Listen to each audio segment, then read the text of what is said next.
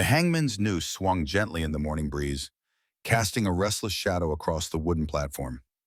The crowd gathered in Tucson's dusty square had the hungry look of vultures, eyes fixed on the condemned man being led up the gallows steps. Wesley Thorne, 45, walked with a pronounced limp, his weathered face revealing nothing as the sheriff read the charges. For the murder of newspaper editor Edward Miller and crimes against the United States Army, you have been sentenced to hang by the neck until dead. Wesley's eyes swept across the sea of faces until they locked on a woman in black, her face partially obscured by a mourning veil. Even at this distance, he could see the rigid tension in her shoulders, the slight tremble in her gloved hands. The hangman stepped forward. "Any last words, Thorne?" Wesley's lips, cracked from thirst and confinement, curved into the ghost of a smile. "I have a message for Senator Rivers," he called out, voice carrying across the sudden hush. "The truth won't die with me." The woman in black turned sharply and began pushing through the crowd. The hangman reached for the lever. Time seemed to suspend itself in the dry Arizona heat. And then, 3 months earlier, the Arizona desert stretched before Wesley Thorne like a sea of broken promises. The merciless June sun beat down, turning the horizon into a wavering mirage that seemed to mock him with visions of water. He sat with his back against a solitary rock, weathered fingers turning over an empty Colt revolver. His horse had collapsed 2 days earlier, its loyal legs finally giving out after miles of punishing terrain. He'd abandoned his saddle yesterday when his damaged leg, an old war wound that never properly healed, could no longer bear its weight. Now Wesley had nothing but his coat, an empty canteen, and a gun without ammunition. He studied the worn brass of the chamber, catching the harsh sunlight. After years of wandering, perhaps this was where his journey ended, not in glory or peace, but alone in a nameless stretch of wilderness. The thirst was the worst of it. 3 days without water had turned his throat to sandpaper, his tongue swollen and useless in his mouth. The hunger was a dull ache in comparison, familiar and almost comforting in its persistence. As consciousness began to fade, the shimmering air before him coalesced into familiar shapes. Rebecca stood there, golden hair catching the sunlight, her blue dress swaying gently though no breeze stirred. Beside her, little William, barely 7 when the fever took him, smiled with innocent eyes that had never grown hard with the weight of the world. "Is this it then?" Wesley whispered to the empty desert. Rebecca's lips moved, forming words he couldn't hear but somehow understood. "You promised." 3 years ago, as she lay dying, her hand clutching his so tightly it left marks, she had made him swear.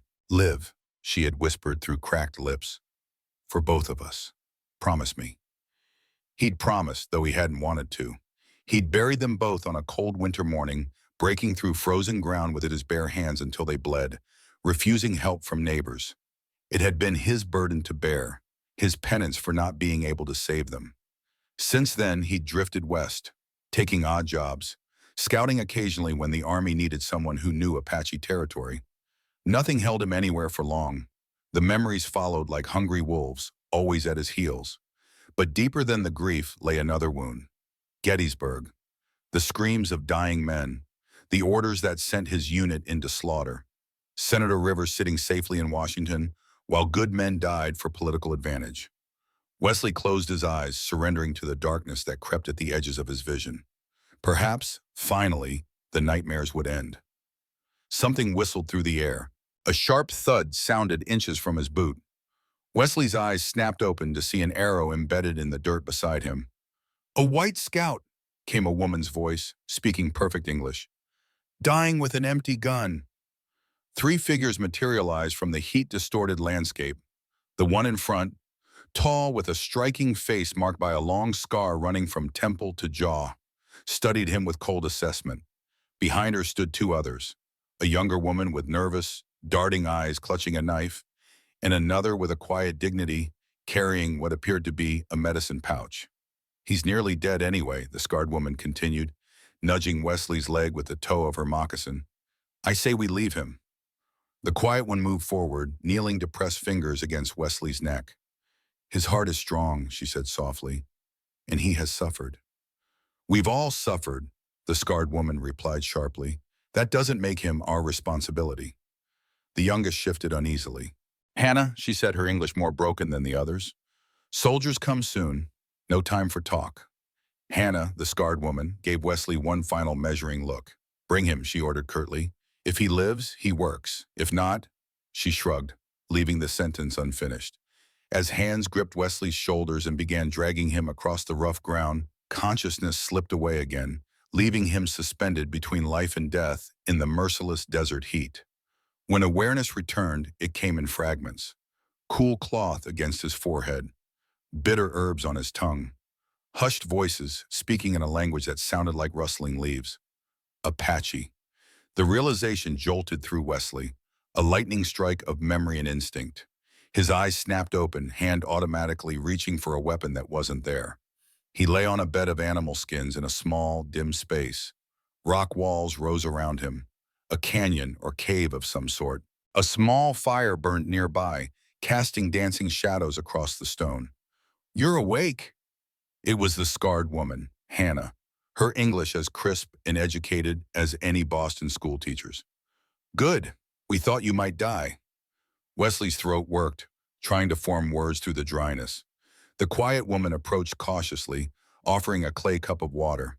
He took it with trembling hands, forcing himself to sip slowly, though his body screamed for him to gulp it down. "Why?" he finally managed, the single word rough and painful. "Why save me?" Hannah studied him, her gaze unsettlingly direct. "We need an extra pair of hands," she said bluntly. "You work, you stay. You don't work, you go." The simplicity of the arrangement hung in the air between them. Wesley took another sip of water, feeling strength seeping back into his limbs. He looked around the small encampment, a makeshift home carved out of the desert's cruelty. "Where am I?" "Safe," Hannah replied, offering nothing more. The quiet woman spoke then, her voice softer but her English more halting. "You army man? Soldier?" Wesley hesitated, his years as a scout having taught him caution, especially among Apache. The tribe had good reason to hate white soldiers. "Once," he admitted finally. "Not anymore." The three women exchanged glances, a silent communication passing between them. The youngest one shifted nervously, her hand moving to the knife at her waist. "I'm Hannah," the scarred woman said after a long moment. "This is Ara." She nodded to the quiet one, then gestured to the nervous young woman. "And Naya." Wesley sensed that his answer would determine much about what happened next. "Wesley Thorne," he said, deciding truth was his best option. Hannah's eyes narrowed slightly, something flickering behind them that Wesley couldn't identify. "Rest now. Tomorrow you work." With that, she turned away, effectively ending the conversation. Nia scurried back to the fire, throwing occasional glances over her shoulder at him. Ara maintained her calm, her hands continuing their steady work as she prepared what smelled like some kind of stew. Wesley settled back onto the skins, his mind racing despite his body's weakness. Three Apache women alone in a hidden canyon. No men, no children, no tribal elders. It was unusual, dangerous even. Apache society had strict structures, and women alone were vulnerable. Yet these three had survived, had built a life here, and had chosen to rescue him, a white man, from certain death. The question was why? Dawn broke with the harsh clarity unique to desert mornings, painting the canyon walls in shades of gold and amber. Wesley woke to find himself alone by the dead fire, the women already about their morning tasks. His muscles protested as he sat up, but he was surprised to find much of his strength had returned. The water, food, and rest had worked wonders, though his legs still throbbed with a familiar dull ache. Hannah approached, her expression unreadable. Without a word, she handed him a strip of dried meat and a cup of water. Wesley accepted both with a nod of thanks, eating slowly as he studied her. In the clear morning light, Hannah's features were even more striking. High cheekbones, strong jawline, eyes like obsidian. The scar that ran down her face did nothing to diminish her commanding appearance. "You speak English very well," he observed, keeping his tone neutral. "Better than most Apache I've encountered." Something flickered in Hannah's eyes. Wariness, perhaps, or calculation. "I learned," she said simply. "From missionaries? Traders?" Hannah's mouth tightened. "Does it matter?" "It might," Wesley replied, meeting her gaze steadily. just as it might matter that you seem to know more about me than you should. For a moment, tension stretched between them like a drawn bowstring. You're not the only one with secrets, Scout Thorne, Hannah said finally, her voice lowered. Wesley felt a jolt of shock run through him. He hadn't given his former rank when introducing himself, had mentioned only that he was once with the army. How do you finish eating? Hannah cut him off. There's wood to cut, and Ara needs herbs from the high rocks. She turned and walked away, leaving Wesley with more questions than before. His instincts hummed with warning. Hannah wasn't just an Apache woman hiding in a canyon. She knew things she shouldn't, spoke English too perfectly, moved with a precision that spoke of training beyond tribal teachings. Who was she really? The question lingered as Wesley followed Hannah out of the small cave and got his first daylight view of their sanctuary. The women had chosen their refuge well.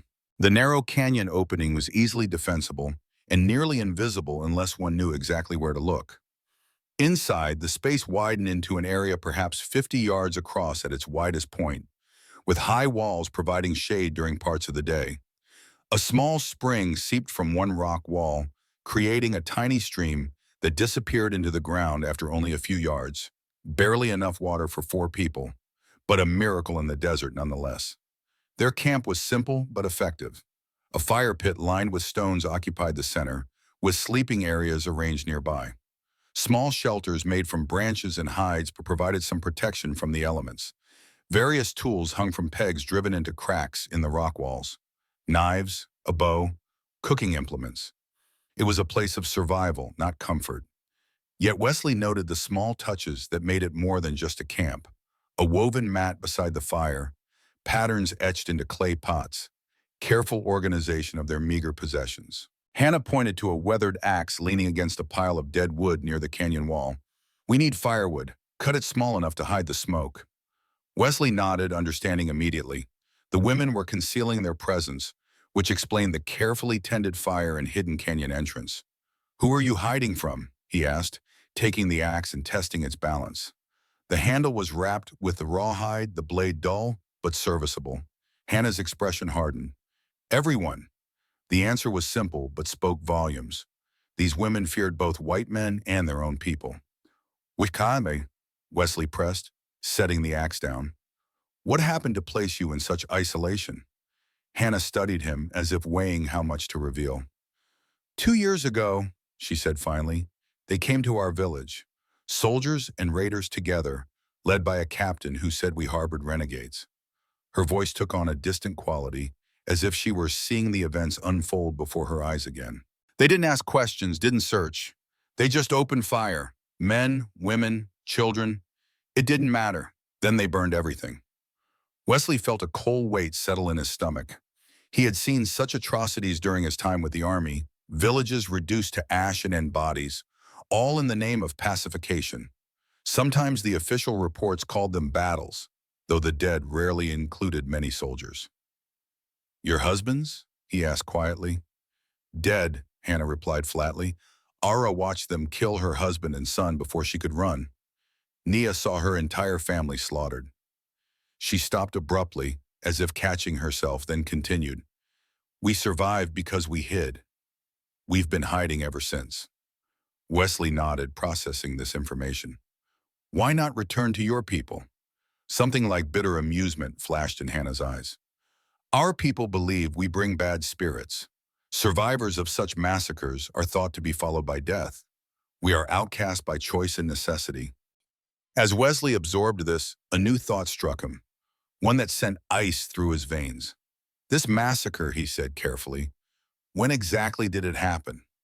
And where? Cedar Canyon, 2 summers ago, Hannah replied, watching him closely. Why do you ask, Scout? Wesley's mind raced back, memory unfolding with terrible clarity. A mission he'd been assigned to, maps he'd drawn, intelligence he'd provided about a village supposedly harboring hostile Apache fighters. A captain named Reeves, he whispered, the name tasting like ash in his mouth. Captain James Reeves led the attack. Hannah went utterly still, her eyes never leaving Wesley's face. Yes, she said finally. How would you know that unless... The weight of realization hung between them, heavy as a funeral shroud. I was the scout, Wesley admitted, his voice hollow. I provided the maps, the information about the village layout. I was told it was a targeted operation against specific hostiles. He swallowed hard. Not a massacre. Hannah's hand moved to the knife at her belt, her expression hardening to stone. You led them to us, she said, her voice deadly quiet. You guided the men who slaughtered our families. Wesley didn't flinch from the accusation. I gave them information. Yes. I was told it was a legitimate military operation. And you believe that? The contempt in her voice cut like a blade. No, Wesley admitted. I didn't ask enough questions. When I realized what Reeves intended, he stopped, unwilling to hide behind excuses. I tried to intervene. Too late. One of Reeves's men knocked me unconscious. When I came to, it was over. Hannah's knife was in her hand now, though she hadn't moved to use it. How convenient for your conscience. I resigned the next day, Wesley continued.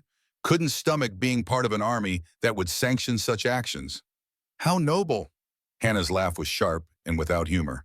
You walked away with a clean conscience while we buried our dead and ran for our lives. No, Wesley corrected quietly. Not with a clean conscience. Never that. For a long, tense moment, the only sound was the distant trickle of the spring water. Wesley waited, aware that his life hung in the balance of Hannah's judgment. He would not fight if she chose to kill him. It would be a justice of sorts, a payment long overdue. Instead, something unexpected happened. Ara stepped between them, her quiet voice breaking the tension. He tried to stop it, she said to Hannah. That is why he has the scar on his back. Wesley looked at her in surprise. He did indeed have a scar, a knife wound from when he'd tried to physically prevent one of Reeves's men from entering a dwelling where children were hiding.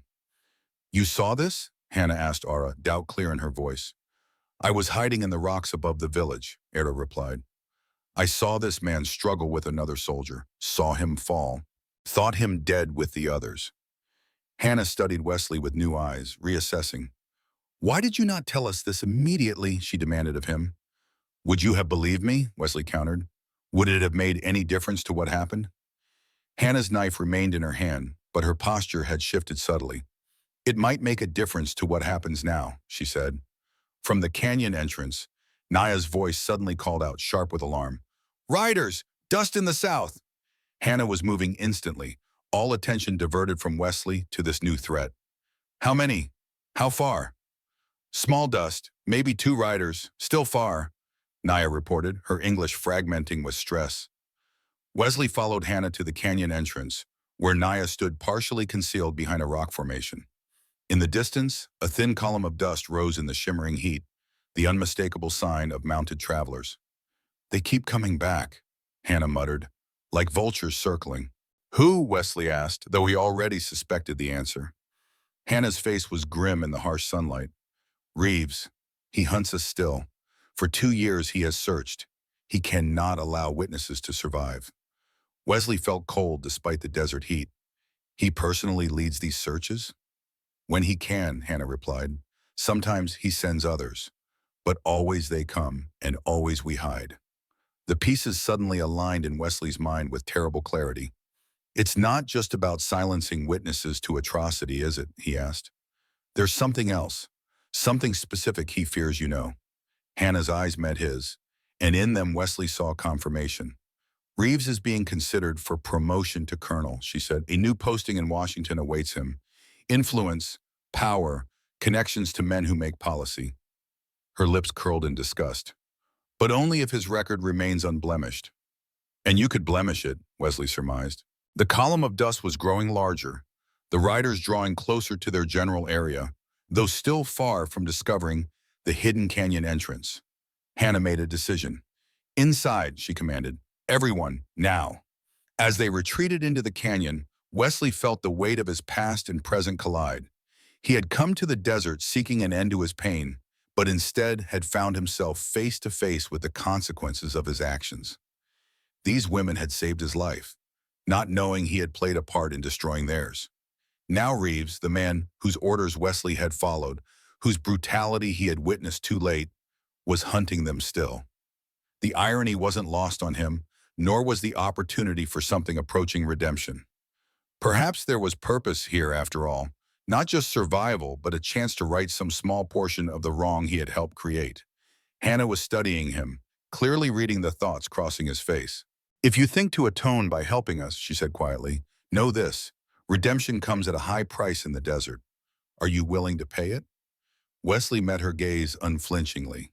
"Yes," he said simply, "whatever it costs." A ghost of a smile, cold and determined, touched Hannah's lips. "Good," she said, "because Reeves will not stop until either we are dead or he is." The declaration hung in the air like a promise or a curse, perhaps both. As Ara and Naya hurried to conceal signs of their presence, Wesley and Hannah shared one final look of understanding. The desert that had nearly claimed Wesley's life had instead given him a reason to live. Now he would fight to preserve the lives of those who had saved him, even if it meant confronting the darkest chapter of his past. And as the distant riders drew ever closer to their sanctuary, Wesley felt something he hadn't experienced since burying his family: purpose. The canyon fell silent as the sound of approaching riders grew louder. Wesley crouched behind a rock formation near the carefully concealed entrance. Hannah beside him, her breathing steady and controlled. She held his Colt revolver, now loaded with a single bullet from their meager supplies, with the practiced ease of someone familiar with firearms. "One shot," she whispered. "Make it count if needed." Wesley nodded, surprised at her trust in giving him back his weapon, however limited its ammunition. The gesture spoke volumes. She was choosing to believe his claim of trying to stop the massacre.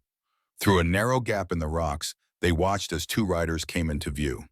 The lead man was instantly recognizable to Wesley. Captain James Reeves himself, tall and lean in the saddle, his uniform immaculate despite the desert heat. The second rider was a civilian, weathered and hard-looking, with the unmistakable bearing of a tracker. "He's using scouts now," Hannah murmured, "getting smarter." Reeves reined in his horse about 50 yards from the canyon entrance. He removed his hat, wiping sweat from his brow as he surveyed the landscape. "Anything, Parker?" he asked the tracker. The man called Parker dismounted, examining the ground. "Tracks here, Captain. Few days old. Could be Apache, could be something else." Wesley tensed. Even concealed as it was, the canyon entrance showed signs of human passage to a skilled tracker. Their safety depended on Parker's ability, or willingness, to distinguish between old animal tracks and recent human ones. "Keep looking," Reeves ordered, his voice carrying clearly in the desert stillness. The informant said they were spotted in this area. 3 women, at least one with a facial scar. Hannah's hand tightened on the revolver, her knuckles white. Parker continued examining the ground, moving slowly toward the canyon entrance. "Ground's hard here, Captain. Difficult to—" He stopped abruptly, kneeling to examine something. Wesley held his breath. Parker had found something. A partial footprint, perhaps, or a displaced stone.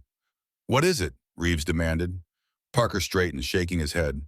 "Nothing, sir. Thought I had something, but it's just a coyote track. Been a lot of them through here." Wesley's eyes narrowed. Parker had deliberately misled Reeves. The tracker had found a sign but chose not to report it accurately. The question was, why? Reeves cursed under his breath. "We're wasting time. The senator wants this matter resolved before the election campaign begins." "Senator?" Wesley glanced at Hannah, whose expression had turned to stone at the mention.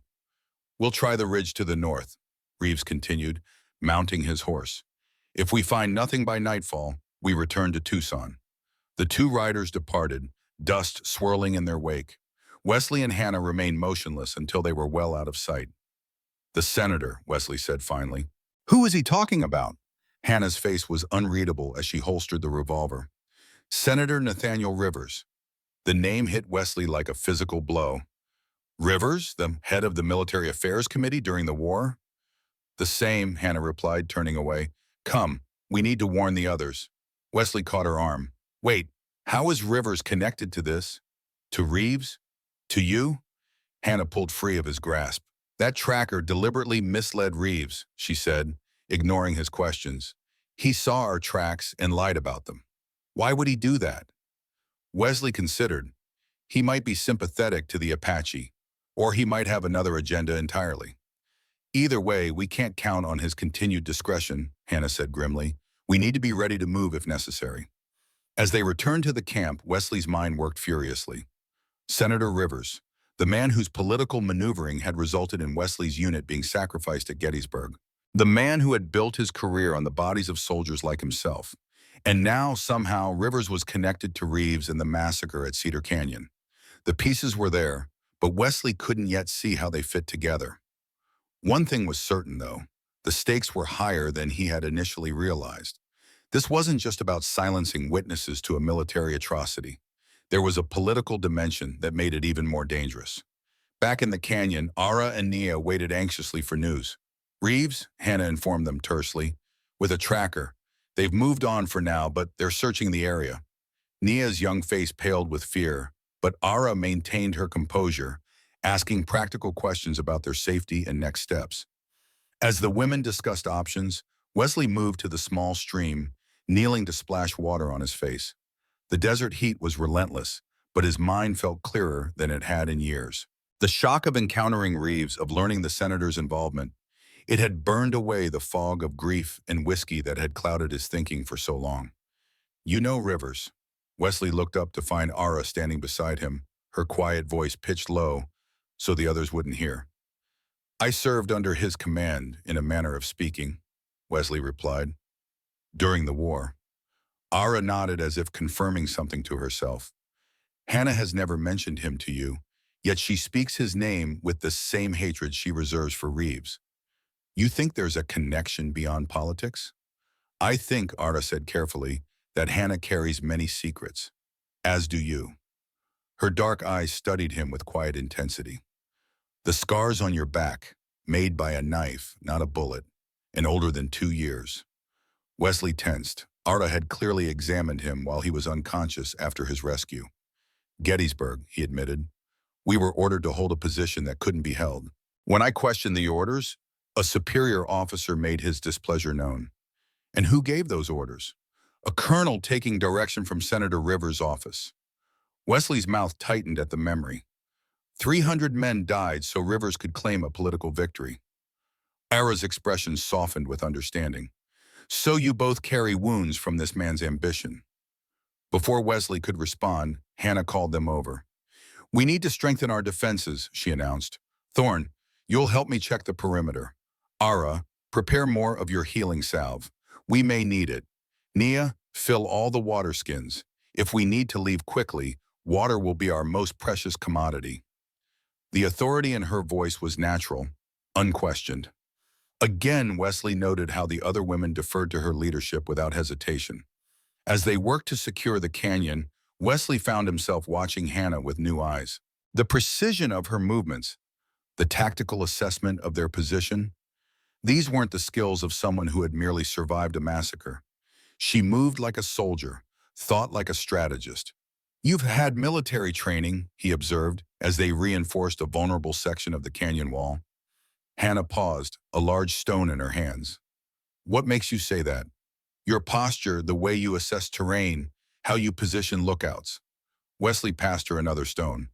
These aren't things learned by observation alone. Perhaps I'm simply intelligent, Hannah replied, but there was a wariness in her eyes that confirmed his suspicions.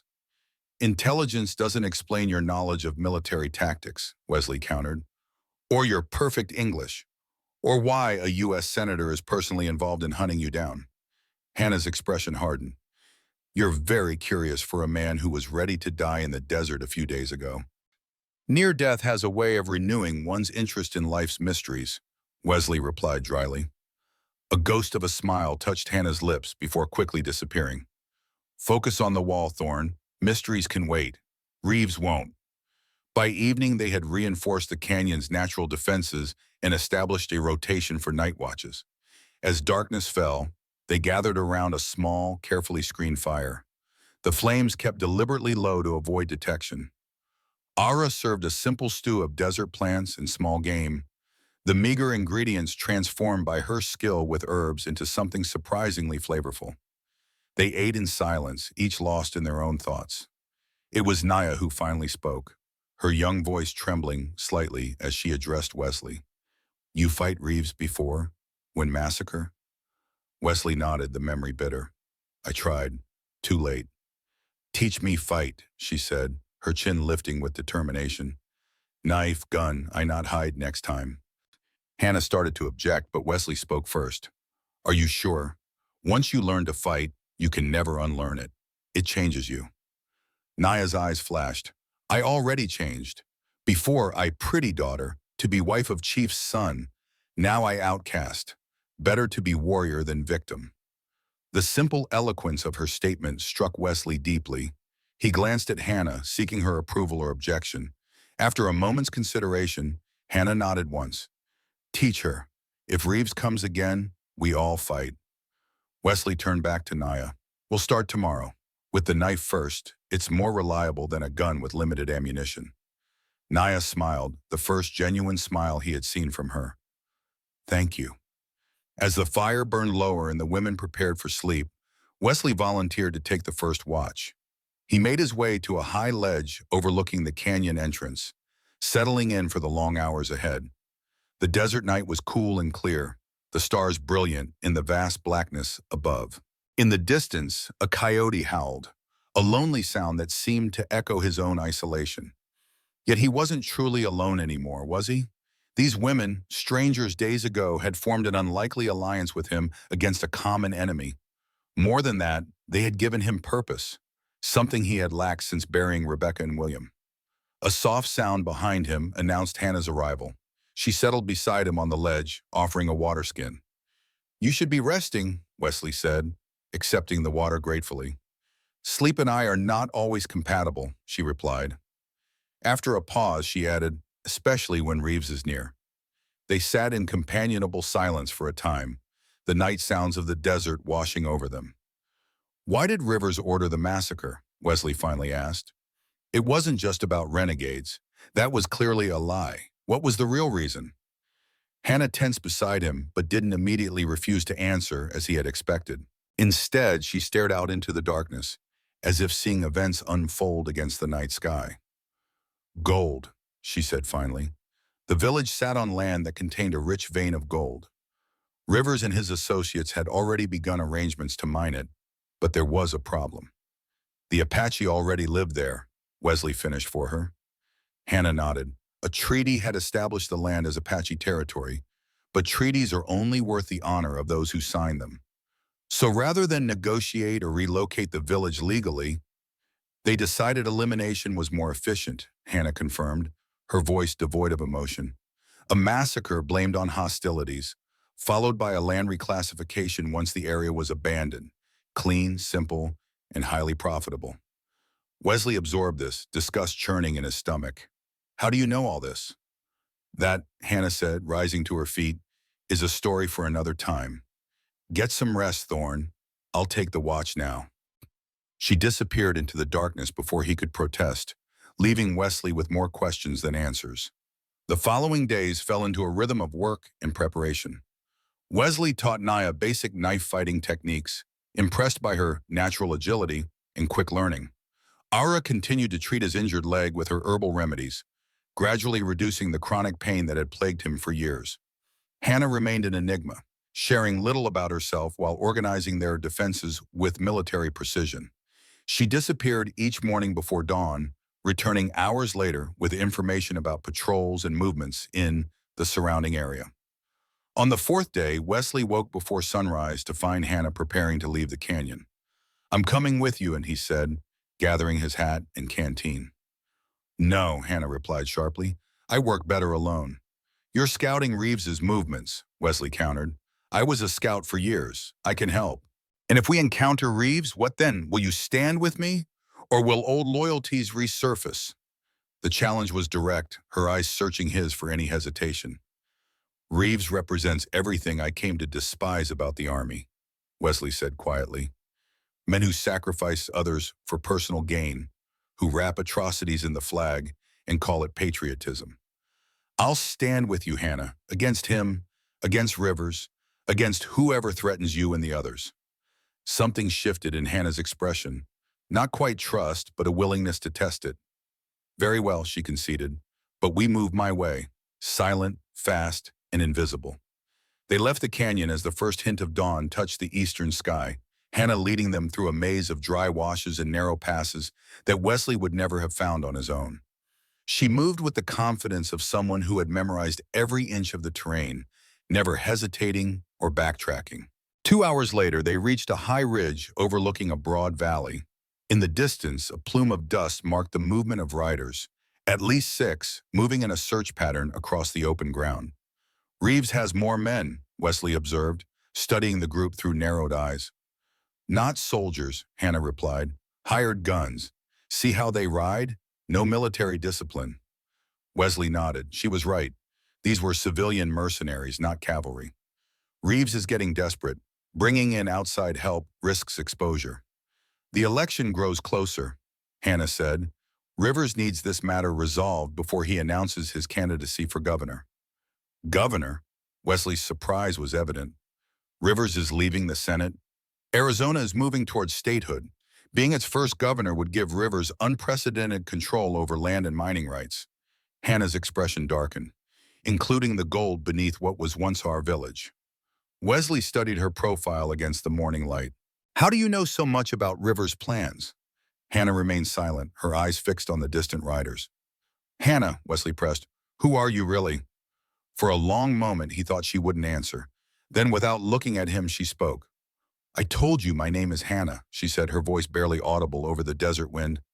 What I didn't tell you is that my full name is Hannah Rivers.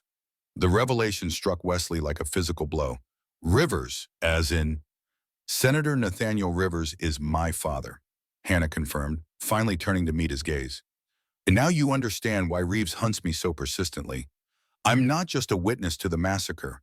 I'm the daughter who betrayed her father's trust and threatens his political future. Wesley struggled to process this information. You were there at the village because I was working for the Bureau of Indian Affairs officially, Hannah explained, her voice steady despite the pain evident in her eyes. In reality, I was assessing the gold deposits for my father's mining interests. I was to confirm the value of the land and identify any obstacles to acquisition. The people being the primary obstacle, Wesley said grimly. Hannah nodded, shame evident in her posture. I was raised to believe in my father's vision of progress. Civilization advancing, resources being developed, fortunes being made. The necessary sacrifices this entailed were always abstract to me. Numbers on paper, not people with lives and families. She touched the scar on her face, a gesture Wesley had noticed before. Until I lived among them, until I saw the humanity my father so casually dismissed, until I realized that I was gathering intelligence for a slaughter, not a negotiation. So you warned them, Wesley surmised. I tried, Hannah said, bitterness edging her voice. I sent a message to the village elders about the coming soldiers, but my father had anticipated my change of heart. He ordered Reeves to move earlier than planned. You were caught in the massacre you tried to prevent, Wesley said softly. Hannah's laugh was harsh and without humor. Poetic justice, some might say. This scar, she traced the line from temple to jaw, came from Vincent Reed, Reeves's lieutenant. He recognized me as I was helping families escape, called me a traitor before he tried to kill me. How did you survive? Aura found me, unconscious and bleeding, after the soldiers left. She and Naya had hidden in the hills during the attack. They could have left me to die, should have, perhaps, but Aura's healing nature wouldn't allow it. She treated my wounds, helped me recover. Hannah fell silent, her gaze returning to the distant riders, now moving away from their position. And you've been hiding with them ever since, Wesley concluded. Hunted by the very men who carried out your father's orders. Hunted by my father himself, Hannah corrected. Reeves is merely the instrument. Nathaniel Rivers cannot afford for the truth to emerge, especially not from the lips of his own daughter. The pieces aligned in Wesley's mind with terrible clarity. A senator with political ambitions, a massacre disguised as military necessity, a daughter who threatened to expose it all. The stakes were far higher than he had imagined. What will you do? He asked finally. Hannah's expression hardened with resolve. What I've been doing for 2 years. Survive, protect Ara and Naya, and find a way to expose my father's crimes without getting us all killed in the process. They watched in silence as Reeves's men disappeared over a distant ridge. "We should return to the canyon," Hannah said, rising from their concealed position. "The others will be worried." As they made their way back through the maze of desert terrain, Wesley's mind raced with the implications of Hannah's revelation. He had stumbled into a conflict far more complex than a simple tale of military atrocity. And yet, wasn't this exactly what he had seen during the war? Powerful men making decisions that cost ordinary people their lives and homes. Rivers had sacrificed Wesley's unit at Gettysburg just as callously as he had ordered the massacre of Hannah's village. The connection gave their shared enemy a personal dimension that strengthened Wesley's resolve. This wasn't just about atonement anymore. It was about justice. For the massacred village, for his fallen comrades at Gettysburg, for Hannah's betrayal by her own blood. When they reached the canyon, they found Naya practicing with her knife, her movements already showing improvement under Wesley's tutelage. Ara was grinding herbs with a stone mortar, her methodical work never ceasing. "Any sign of Reeves?" Ara asked, looking up from her task. "He's expanded his search," Hannah replied. "Hired men, not soldiers. 6 that we saw, possibly more." "He knows we're in this area," Wesley added, accepting a cup of water from Nia. "It's only a matter of time before they find the canyon." "Then we should leave," Naya said, fear evident beneath her show of bravery. "Find new place." Hannah shook her head. "Where would we go? The desert offers few sanctuaries like this one, with water and shelter combined. Better to defend a position we know than flee into uncertainty." "Unless," Wesley began, an idea forming. "Unless what?" Hannah prompted. "Unless we stop running and take the fight to them instead," Wesley suggested. "Change from hunted to hunters." The women exchanged glances, surprise and consideration in their expressions. "How?" Ara asked simply. Wesley looked at Hannah. "You have evidence of your father's involvement in the massacre. Your testimony, combined with any documentation you might possess, could destroy both Rivers and Reeves." "And who would believe us?" Hannah countered. "An Apache woman with a scar, a disgraced scout with a drinking problem, against a U.S. senator and a decorated Army captain?" "The right newspaper editor might," Wesley said. "With elections approaching, a scandal of this magnitude would be impossible to ignore." Naya nodded eagerly. "Yes, fight back. No more hide." Ara's expression remained thoughtful. "It would be dangerous. Very dangerous." "More dangerous than waiting for Reeves to find us?" Wesley asked. Hannah paced the small area, considering. "Even if we wanted to pursue this course, we'd need to reach Tucson. That's 2 days' hard ride through terrain Reeves is actively patrolling." "Not if we separate," Wesley suggested. "Reeves is looking for 3 Apache women. He's not looking for a single white man traveling alone." "You would go to Tucson?" Hannah asked, skepticism clear in her voice. "And do what exactly?" "Find a newspaper editor willing to hear our story. Prepare the ground. Then you could join me with your evidence." Hannah considered this, her tactical mind visibly assessing the risks and possibilities. "It could work," she admitted reluctantly. "Or it could be suicide." "Either way," Wesley said quietly, "it's better than waiting for the noose to tighten around our necks." A sound from the canyon entrance interrupted their discussion, a distinctive bird call that wasn't made by any bird. Hannah tensed, her hand moving to her knife. "Stay here," she ordered, moving silently toward the entrance. Wesley ignored the command, following her at a distance, his own knife drawn. If danger had found them, he wouldn't let Hannah face it alone. At the concealed entrance, Hannah paused, listening. The bird call came again, closer this time. To Wesley's surprise, Hannah relaxed slightly and responded with a similar call. Moments later, a man emerged from the rocks, tall, muscular, with the distinctive features of an Apache warrior. His hair hung in 2 braids adorned with hawk feathers, and his face bore intricate markings in faded red and black paint. He carried a bow and a knife, but no firearms. The warrior's eyes narrowed at the sight of Wesley, his posture immediately hostile. "Who is this?" he demanded in Apache, his voice deep and suspicious. Hannah replied in the same language, too quickly for Wesley to follow. The warrior's expression darkened further, his hand moving to his knife. "English, Takakota," Hannah said, switching languages. "Our guest does not speak Apache well enough to understand." The warrior, Takakota, studied Wesley with undisguised hostility. You bring a white scout into our sanctuary? The man who guided death to our village? Wesley felt a jolt of recognition. You're from Cedar Canyon. My birth name is Takakota, the warrior said coldly. The white soldiers who destroyed our home knew me as Daniel. I was hunting when they came.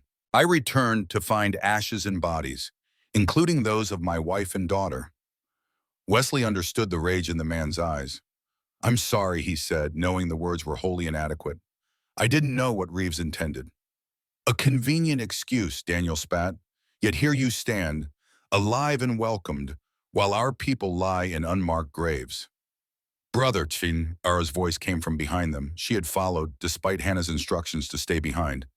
He tried to stop the killing. I saw it myself. Daniel's expression softened slightly at the sight of his sister. Ara, you are well?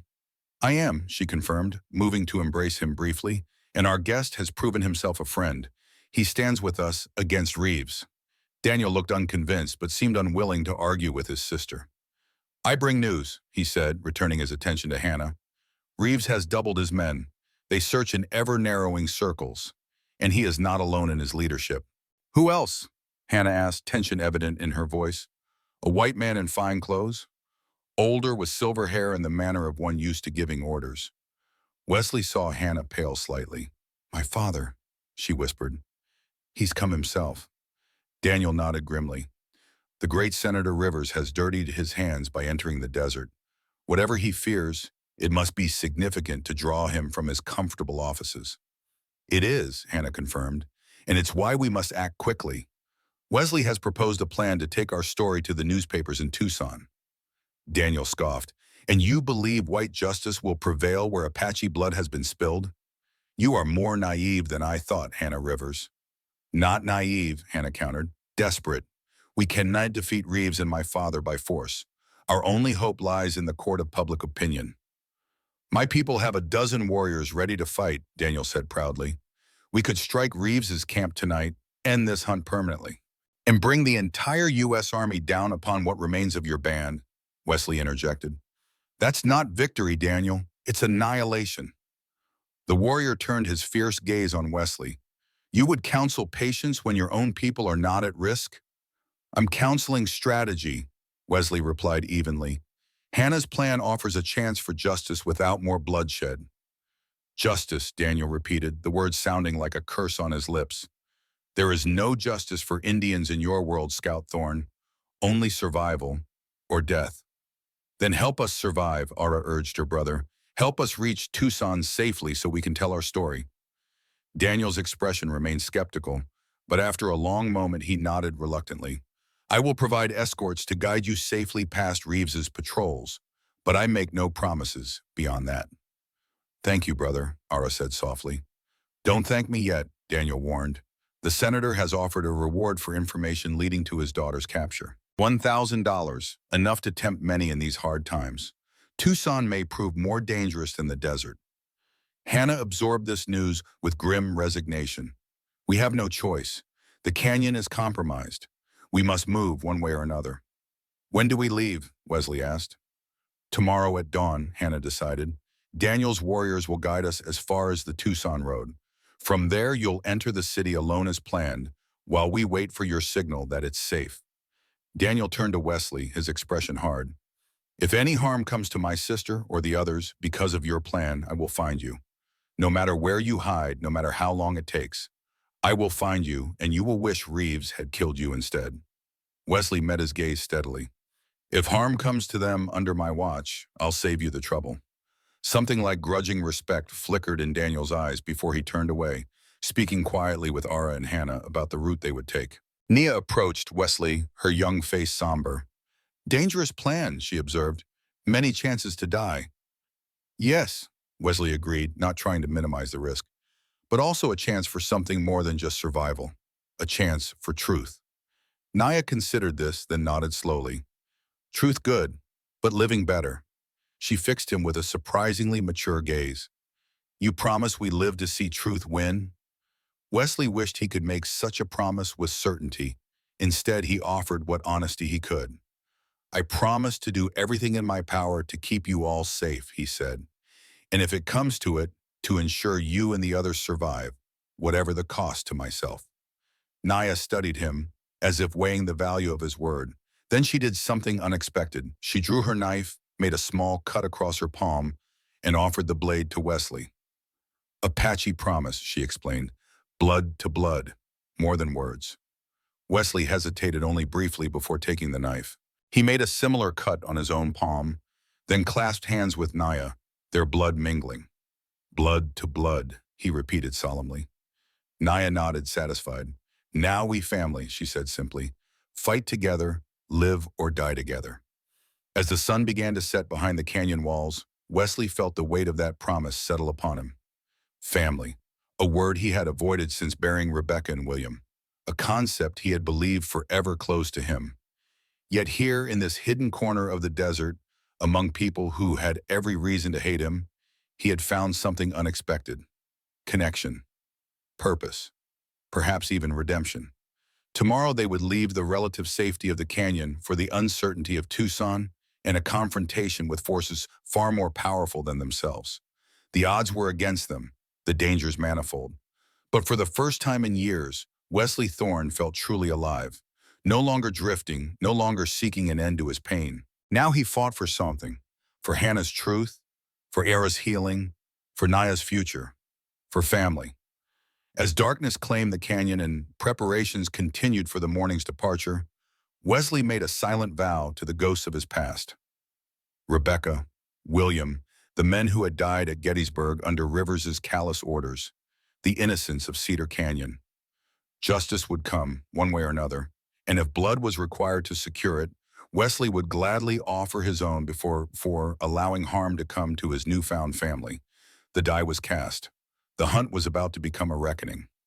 Dawn broke with the harsh clarity unique to desert mornings, painting the canyon walls in shades of amber and gold. The small group moved with practiced efficiency, gathering only what was essential for the journey ahead. Water, weapons, food, and Hannah's precious journal, the evidence they hoped would bring down Reeves and Senator Rivers. Wesley checked his borrowed knife, wishing for more substantial firepower. Hannah still carried his Colt with its single bullet, but against the forces arrayed against them, it seemed woefully inadequate. Ready? Hannah appeared at his side, a small pack slung over her shoulder. Wesley nodded, studying her face in the early light. She had replaced her usual attire with clothing that would draw less attention in Tucson, a simple dress and a shawl that could be pulled up to partially conceal her scarred face when necessary. Daniel's scouts report Reeves's men are camped 3 miles south, she continued. We'll circle north and east to avoid them. And your father? Wesley asked carefully. Where is he? Hannah's expression hardened. At Saunders Ranch, 2 miles from Tucson. It's a wealthy supporter's property, well guarded and isolated. You know the area well. I grew up spending summers there, she replied, a distant look in her eyes. Before I understood what my father's business meetings truly entailed. Ara approached, her medicine pouch secured at her waist. She pressed a small leather bundle into Wesley's hands. For pain, she explained, your leg will be tested on this journey. Wesley thanked her, touched by the gesture. The herbal remedies Ara had applied over the past days had done more for his old war wound than years of doctor's treatments. Naya was the last to join them, her knife prominently displayed at her belt, her young face a mask of determination. I ready, she declared, though her voice carried a slight tremor. Daniel emerged from the canyon entrance, bow in hand. The way is clear for now, he reported. 2 of my warriors will guide you until you reach the Tucson road. With a final look at the canyon that had been their sanctuary, they set out into the desert morning. 2 of Daniel's men led the way, moving with the silent efficiency of lifelong hunters. Hannah followed, then Ara and Nia, with Wesley and Daniel bringing up the rear. They traveled in silence, conserving energy and water as the sun climbed higher. The route took them through narrow arroyos and across rock formations that left minimal tracks, a path known only to those who had lived in this harsh land for generations. By midday, the heat had become brutal. They paused in the shadow of a massive boulder, drinking sparingly from their water skins. Wesley's leg throbbed despite Ara's medicine, but he kept the pain to himself. You're limping more, Daniel observed, his voice neutral. Old wounds complain when pushed, Wesley replied. Daniel studied him with unreadable eyes. Gettysburg, he said, surprising Wesley with his knowledge. Hannah mentioned it. Wesley nodded, wondering what else Hannah had shared about him. My father fought in your Civil War, Daniel continued unexpectedly, with the Union Scouts. He believed your government would honor its promises to our people afterward. He was deceived, Wesley said quietly. As were you, Daniel acknowledged, by the same men who betrayed my father's trust. He paused, conflict evident in his expression. Perhaps we are not so different after all, Scout Thorne. Before Wesley could respond, one of Daniel's warriors returned from his forward position, speaking rapidly in Apache. Daniel's expression darkened. Riders, he translated for Wesley, coming this way, 6 men moving fast. Hannah joined them, concern etched on her face. Reeves? Unknown, Daniel replied, but they follow our direction too closely for coincidence. How did they find our trail? Wesley asked. We've been careful. Hannah's expression shifted to one of realization. The tracker, Parker. He must have marked our location after all, then reported it later. A delayed betrayal, Daniel said grimly. Clever. We need to split up, Wesley decided. They're expecting a group. Separated targets are harder to track and capture. Hannah nodded, her tactical mind already assessing options. Ara and Nia should go with Daniel's men toward the mountains. They'll be safer with the band. And us? Wesley asked, already knowing her answer. We continue to Tucson, Hannah said firmly. We're the ones with the evidence. We're the ones who must complete this mission. Daniel objected immediately. Too dangerous. You should come with us to the mountains. Fight another day. There won't be another day, Hannah countered. Not if my father secures the governorship.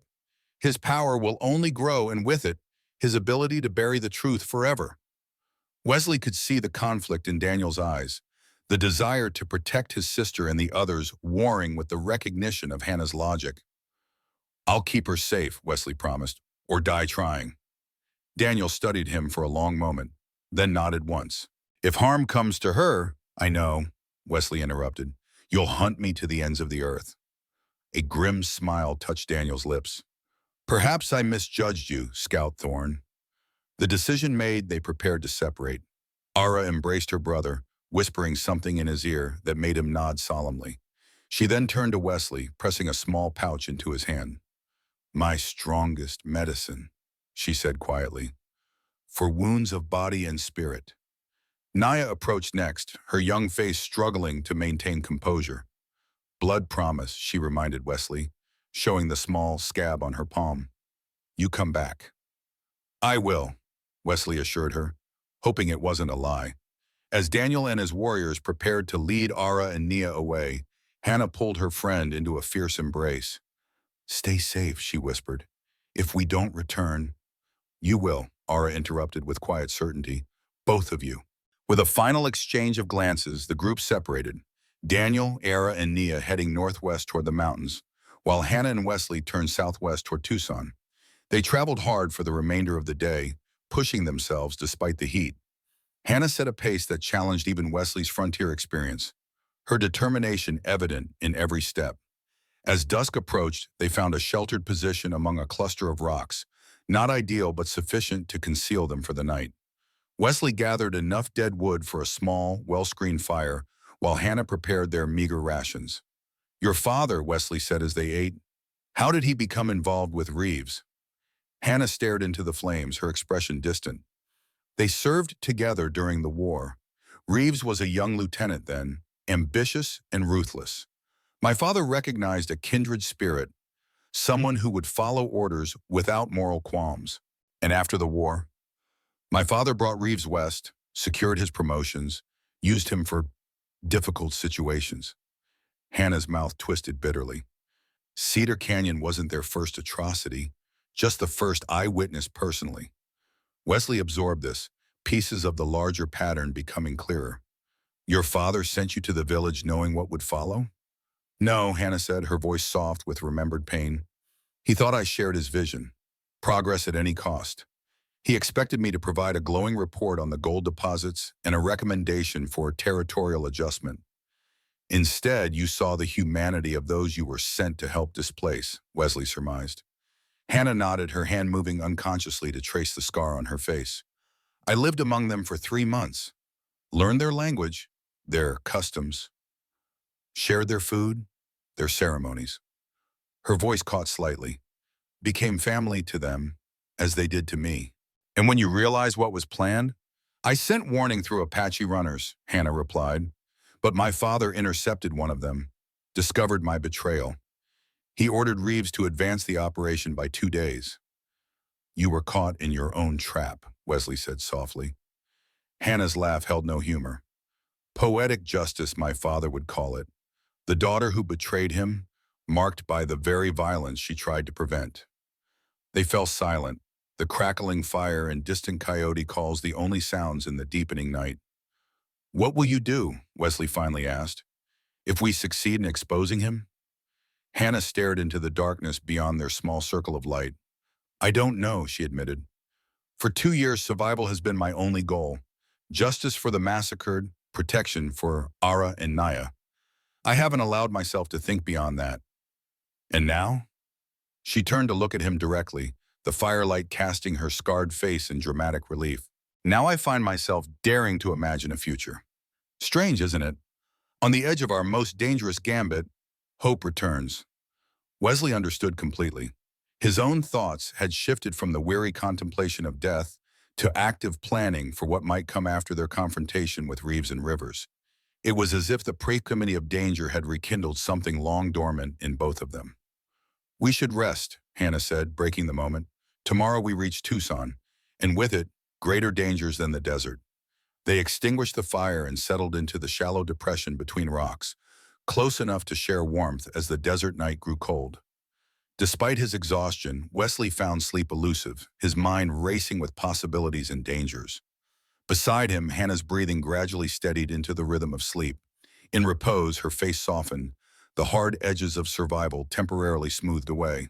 Wesley was struck again by the remarkable strength she embodied, betrayed by her father, surviving a massacre, living as an outcast to protect others. Eventually, fatigue overcame even his racing thoughts, and Wesley drifted into uneasy slumber. The approach to Tucson brought a gradual transformation of the landscape. The stark desert gave way to scattered vegetation, then to the occasional rancher farm. Signs of civilization, fences, roads, distant buildings, appeared with increasing frequency. Wesley and Hannah paused on a rise overlooking the town. Tucson in 1876 was a growing frontier settlement, part military outpost, part mining hub, part trading center. Adobe buildings clustered around dusty streets, with the occasional clapboard structure standing as testament to Eastern influence. The American flag flew over the military headquarters, while church bells marked the continuing Spanish heritage. We need to separate here, Hannah said, adjusting her shawl to better conceal her scar. A white man and an Apache woman traveling together will draw unwanted attention. Wesley nodded, understanding the logic but reluctant to let her out of his sight. Where will you go? There's a small encampment of Apache women who come to town to sell baskets and pottery, Hannah replied. They'll shelter me until nightfall. Meet me behind the Western Star newspaper office at dusk. Be careful, Wesley cautioned. If your father's in town. I've lived as a ghost for 2 years, Hannah reminded him with a small smile. I can manage a few more hours. With that, she slipped away, taking a circuitous route toward the eastern edge of town. Wesley watched until she disappeared from sight, then turned toward Tucson. He had work to do, finding a newspaper editor willing to risk publishing explosive allegations against a powerful U.S. senator. Entering the town, Wesley was immediately struck by the contrast between the peaceful desert and the bustling frontier settlement. Horses and wagons crowded the main street, while miners, soldiers, merchants, and settlers went about their business. The saloons were already doing brisk trade despite the early hour. Wesley made his way to the Western Star office, a modest building with a hand-painted sign near the center of town. Inside, he found a harried-looking man in his 50s arranging type at a printing press. Help you? The man asked without looking up from his work. Looking for the editor, Wesley replied. Found him. Edward Miller. The man finally glanced up, assessing Wesley with sharp eyes. You don't look like you're placing an advertisement. I have a story, Wesley said carefully, one that might interest your readers. Miller snorted. Everyone thinks their story is front-page news. What makes yours special? Wesley leaned closer, lowering his voice. It involves Senator Nathaniel Rivers, Captain James Reeves, and a massacre of Apache civilians at Cedar Canyon 2 years ago. Miller's hands stilled on the type. He studied Wesley with new intensity, then nodded toward a door at the back of the shop. In my office, now. The editor's office was little more than a cluttered desk separated from the main shop by a thin wall, but it offered at least the illusion of privacy. Miller closed the door and offered Wesley a chair. You're making serious accusations against powerful men, Miller said, taking his own seat. What's your name? Wesley Thorne, former Union scout during the war, later civilian scout for the Army. Miller's eyebrows rose. Thorne, you were at Gettysburg with Harlan's unit. Wesley tensed. You know about that? I was a war correspondent before settling in this Dust Bowl, Miller explained. Covered the aftermath of Pickett's charge. Saw what happened to Harlan's men, sent into an impossible position on orders from Washington. His eyes narrowed. Orders that came through Senator Rivers' office. Wesley hadn't expected this connection. Then you know Rivers' methods? I know he sacrifices others to advance his ambitions, Miller agreed grimly. But knowing and proving are different matters. What evidence do you have of this alleged massacre? Testimony from survivors, Wesley said carefully, not wanting to reveal too much about Hannah yet. Documents linking Rivers directly to mining interests on Apache land. Orders signed by Reeves authorizing the elimination of all village inhabitants. Miller looked skeptical. Survivors? The official report stated no survivors. The official report lied, Wesley countered, just as the reports from Gettysburg omitted the political calculations behind the sacrifice of good men. Miller leaned back in his chair, considering. Rivers is announcing his candidacy for territorial governor next week. He's in town now, staying at Saunders Ranch, meeting with supporters. He tapped his fingers on the desk thoughtfully. Accusations of this magnitude, published on the eve of his announcement, would end his political career, Wesley finished. Or end my newspaper, Miller countered. Possibly both. He studied Wesley intently. Why bring this to me? Why now? Because Rivers and Reeves are actively hunting the survivors, Wesley explained. If they succeed, the truth dies with them. And if Rivers becomes governor, his power to suppress that truth only grows. Miller was silent for a long moment, weighing the risks and potential. Finally, he nodded. I'll need to see these documents, speak to these survivors myself. If, and only if, I'm convinced, I'll publish. Relief washed through Wesley. It was more than he had dared hope for. Tonight, he said, I'll bring both to you. Not here, Miller cautioned. My young assistant, Cooper, has rooms above Donovan's general store. Meet us there at 8. Fewer eyes, fewer ears. Wesley agreed, thanked the editor, and left, careful not to appear too hurried or furtive. On the street, he fought the urge to look over his shoulder. Tucson suddenly seemed full of potential enemies, any one of whom might recognize him from his scouting days or be in Rivers' employ. He secured a room at a modest boarding house, using what little money he had left from his days before the desert. There he cleaned up as best he could, trying to make himself less conspicuous. The afternoon stretched endlessly as he waited for dusk, his thoughts continually returning to Hannah and the danger she faced. When the shadows finally lengthened into evening, Wesley made his way to the Western Star office by a circuitous route, watching carefully for any sign of pursuit or surveillance. The alley behind the newspaper office was empty when he arrived, no sign of Hannah. Wesley took position in a shadowed doorway, his borrowed knife ready in his belt, every sense alert for danger. Minutes passed with excruciating slowness. Doubt began to gnaw at him. Had Hannah been captured? Had she changed her mind? Had the Apache women turned her away? A soft sound, barely more than a whisper of fabric against stone, alerted him seconds before Hannah materialized from the deepening shadows.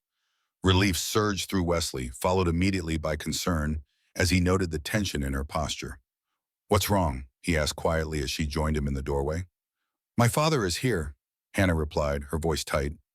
Not just at Saunders Ranch, here in town. He's scheduled to meet supporters at the Grand Hotel tonight. Wesley absorbed this unwelcome news. Does that change our plans? It increases our risk, Hannah acknowledged, but also our opportunity. With both Reeves and my father in Tucson, we can expose them simultaneously. I've spoken with Editor Miller, Wesley informed her. He's agreed to meet us tonight. Examine your evidence. Hannah nodded, pulling her journal from inside her dress. Everything is here. Dates, locations, names, my father's mining agreements, Reeves's orders, my own testimony as both witness and, she hesitated, and his daughter. Wesley finished for her. Yes. Hannah's expression was resolute despite the pain evident in her eyes. The daughter who will destroy her father to obtain justice for his victims. Wesley touched her arm gently. Are you certain about this? Once done, it can't be undone. My father sacrificed his humanity for power and gold, Hannah said quietly. I sacrificed my identity to survive. Now we both face the consequences of our choices. Their eyes met in silent understanding. This wasn't just about justice anymore. It was about reclaiming their own humanity from the shadows of River's ambition. Miller arranged a meeting at Donovan's general store, Wesley said. 8 o'clock. His assistant has rooms above the shop. Hannah checked the position of the stars, a habit from her years in the desert. It's nearly time. We should... The sound of approaching footsteps cut her off. They pressed deeper into the shadows as a young man hurried down the alley, looking nervously over his shoulder. Mr. Thorne, the young man called softly. Mr. Miller sent me. I'm Cooper, his assistant. Wesley hesitated, suspicious of the change in plans. Miller was meeting us elsewhere. Plans changed, Cooper explained hurriedly. The senator's men came to the office asking questions about Mr. Miller's next edition. He thought it safer to move our meeting. Hannah and Wesley exchanged glances. It could be a trap, or it could be legitimate caution. Where is Miller now? Wesley asked. Waiting at my rooms, Cooper replied. Please, we must hurry. It isn't safe here. After a moment's consideration, Wesley nodded. They had come too far to turn back now. Lead the way, he instructed, keeping Hannah slightly behind him as they followed Cooper through the darkening streets of Tucson. Instead of heading toward the general store, however, Cooper led them to a small, detached building behind a livery stable, a caretaker's cottage by the look of it, dimly lit from within. In here, Cooper said, opening the door. Quickly. Wesley's instincts screamed warning, but they were committed now. He entered first, one hand near his knife, ready for trouble. The cottage interior was sparsely furnished, a table, a few chairs, a small stove. Edward Miller sat at the table, his back to the door, a lantern casting his shadow against the far wall. Miller, Wesley said, relief edging his voice. We were beginning to worry. The editor didn't respond or turn. Something was wrong.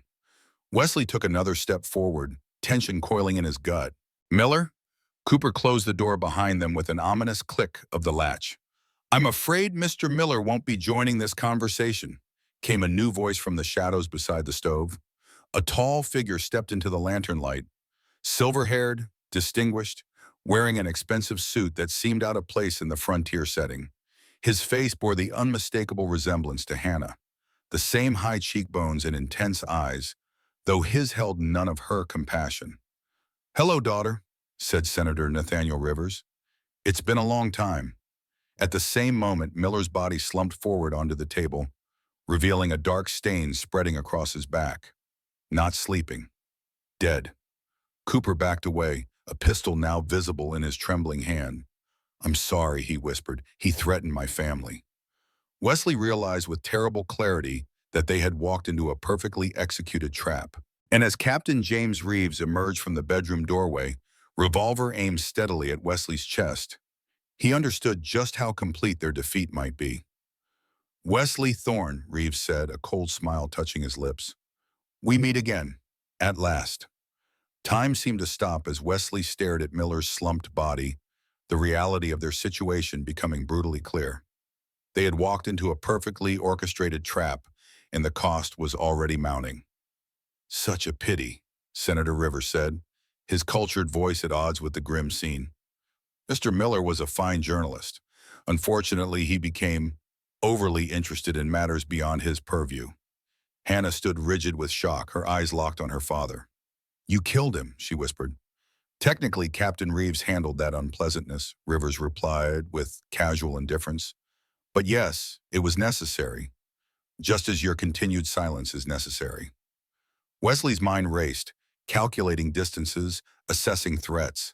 Cooper stood by the door, pistol shaking in his inexperienced hands. Reeves was the greater danger, steady, experienced, his revolver unwavering as it pointed at Wesley's chest. Your journal, Hannah, Rivers continued, extending his hand. Let's conclude this tiresome episode. Hannah clutched the small leather book to her chest. This contains the truth about Cedar Canyon, about the massacre you ordered to secure gold rights. Rivers sighed with theatrical patience. My dear, you've always been prone to emotional exaggeration. What happened at Cedar Canyon was a legitimate military operation against hostiles. Regrettable casualties occurred, as they do in any conflict. Regrettable casualties? Hannah's voice rose with indignation. You ordered the murder of an entire village, women, children, elders, for profit. For progress, Rivers corrected smoothly, for the advancement of Arizona territory. The resources beneath that worthless patch of desert will fund schools, roads, railways. The greater good sometimes requires difficult choices. Wesley had heard enough. Like the difficult choice you made at Gettysburg, sacrificing 300 men for political advantage. Rivers's eyes shifted to Wesley, narrowing slightly. Ah, yes, Lieutenant Thorne, I thought your name sounded familiar. Harlan's unit, wasn't it? A tragic loss, but war demands sacrifices. It wasn't war that demanded those sacrifices, Wesley countered. It was your ambition. A cold smile touched Rivers' lips. You understand so little of leadership, Lieutenant. Sometimes pawns must be sacrificed to position the more valuable pieces. Is that how you see your own daughter? Wesley asked. As a pawn? Something flickered in Rivers' eyes. Not remorse, but perhaps irritation at having his worldview questioned. Hannah was given every advantage, every opportunity. And how did she repay that generosity? By betraying her family, her country, her race? By siding with savages against progress. I sided with human beings against slaughter, Hannah responded, her voice steadying. I chose humanity over monstrosity, a choice you have clearly never understood. Rivers waved a dismissive hand. Enough philosophical debate. Your journal, Hannah, now, or Captain Reeves will be forced to create another regrettable casualty. He nodded toward Wesley. Wesley tensed, preparing to move despite the futility. Better to die fighting than waiting for the inevitable bullet. Hannah sensed his intention and subtly shook her head. If you kill him, she said to her father, you'll never get what you want. And what is it you think I want? Rivers asked with mild curiosity. Silence, Hannah replied, complete, impermanent. But kill him, and my journal will still exist. And I'll ensure copies reach every newspaper from here to Washington. It was a bluff. There were no copies, but Hannah delivered it with such conviction that even Wesley momentarily believed her. Rivers studied his daughter with something approaching respect. You've hardened considerably since our last meeting.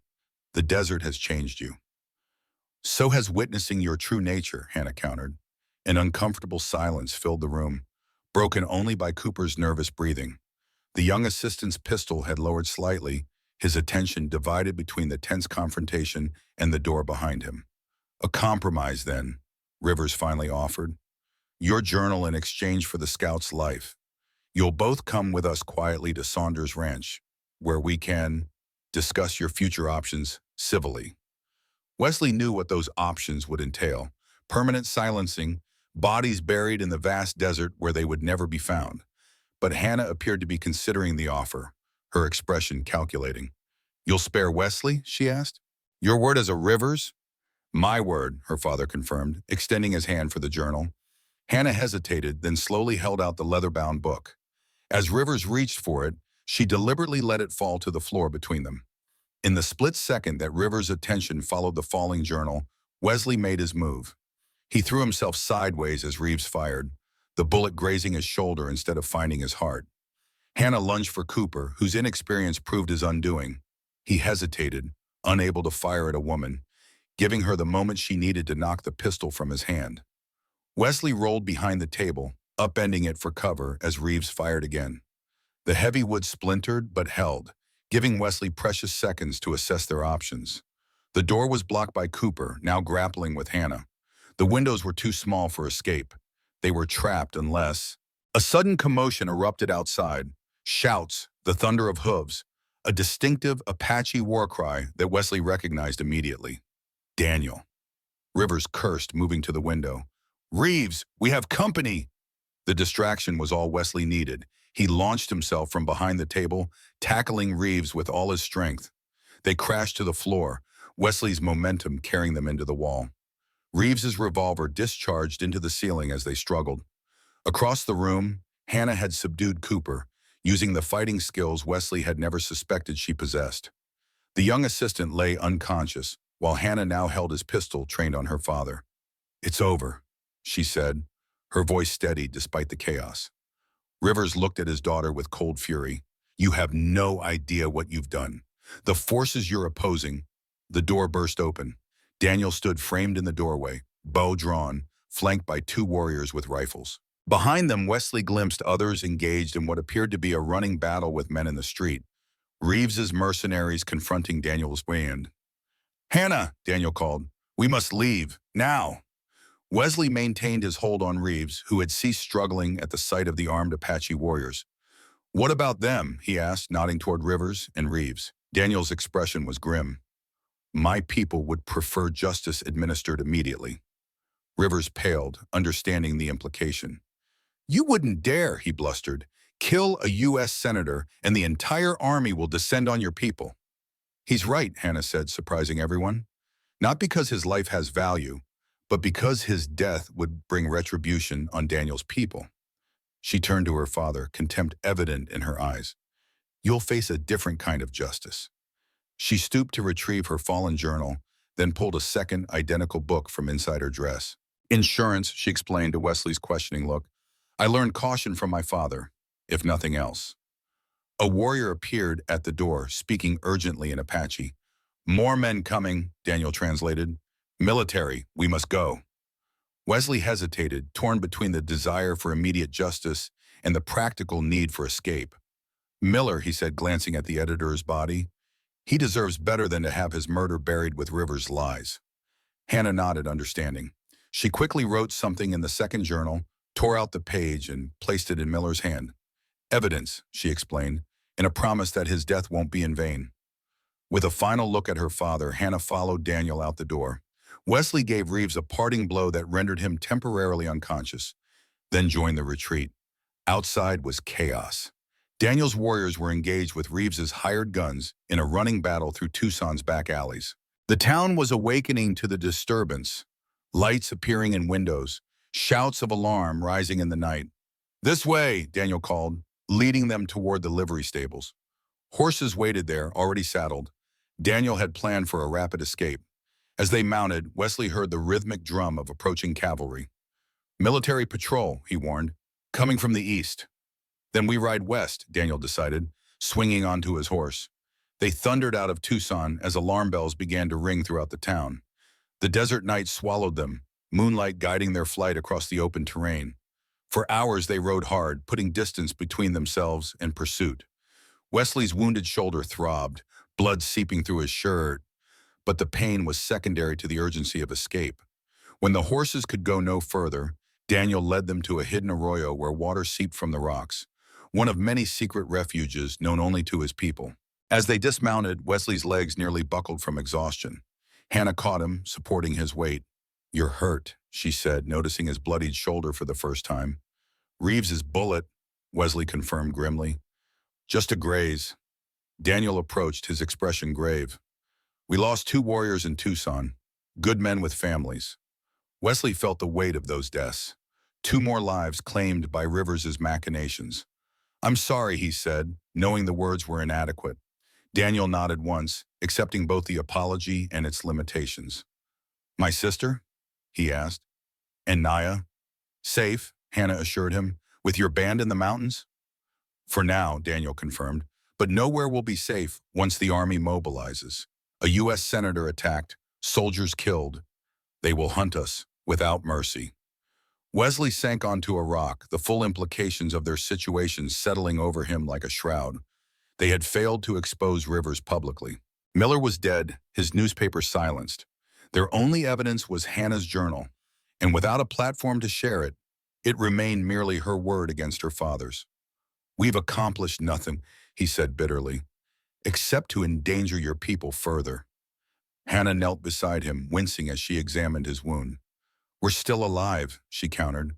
"We still have the truth, and my father now knows he can't silence us easily." Daniel provided clean cloths and water from his supplies, and Hannah began tending Wesley's injury. Her touch was gentle but sure, reminding Wesley of Ara's healing ministrations. "What now?" Daniel asked, scanning the horizon for pursuit. "The mountains offer temporary sanctuary, but we cannot hide forever," Wesley hissed as Hannah cleaned his wound with water. "We need another newspaper," he said through gritted teeth. "Another editor willing to publish the truth." "Tucson is lost to us," Hannah pointed out. "My father will have every newspaper in Arizona territory watched." Daniel considered this. "The Mormon settlements to the north? They have no love for federal authority." Hannah shook her head. "Too isolated. The story would be dismissed as religious dissent." Wesley's mind worked through alternatives, strategy emerging through pain and exhaustion. "Not Arizona," he decided. "California. San Francisco has newspapers that would relish exposing a frontier scandal, especially with mining interests involved." "San Francisco is hundreds of miles away," Daniel objected. "Exactly," Wesley replied. "Beyond Rivers' immediate influence. A city too large and established for him to control." Hannah finished bandaging his shoulder, her expression thoughtful. "It could work," she acknowledged, "but the journey would be perilous. Across desert, mountains, hostile territory." "More perilous than remaining within Rivers' reach," Wesley countered. Daniel paced the small area, considering their options. "My people cannot accompany you," he said finally. "Our presence would only draw attention, but I can provide supplies, horses, maps." Hannah's eyes met Wesley's in silent communication. The unspoken question hung between them. Was this worth the risk? Was justice for Cedar Canyon worth more dangerous trails, more potential sacrifice? Wesley thought of Miller's body slumped across the table, of the two warriors who had died in Tucson, of Ara and Naya, forced to live as outcasts, of the countless unnamed victims at Cedar Canyon and other regrettable casualties of Rivers' ambition. "San Francisco," he confirmed. "If you're willing." His eyes held Hannah's, giving her the choice. After a moment's consideration, she nodded.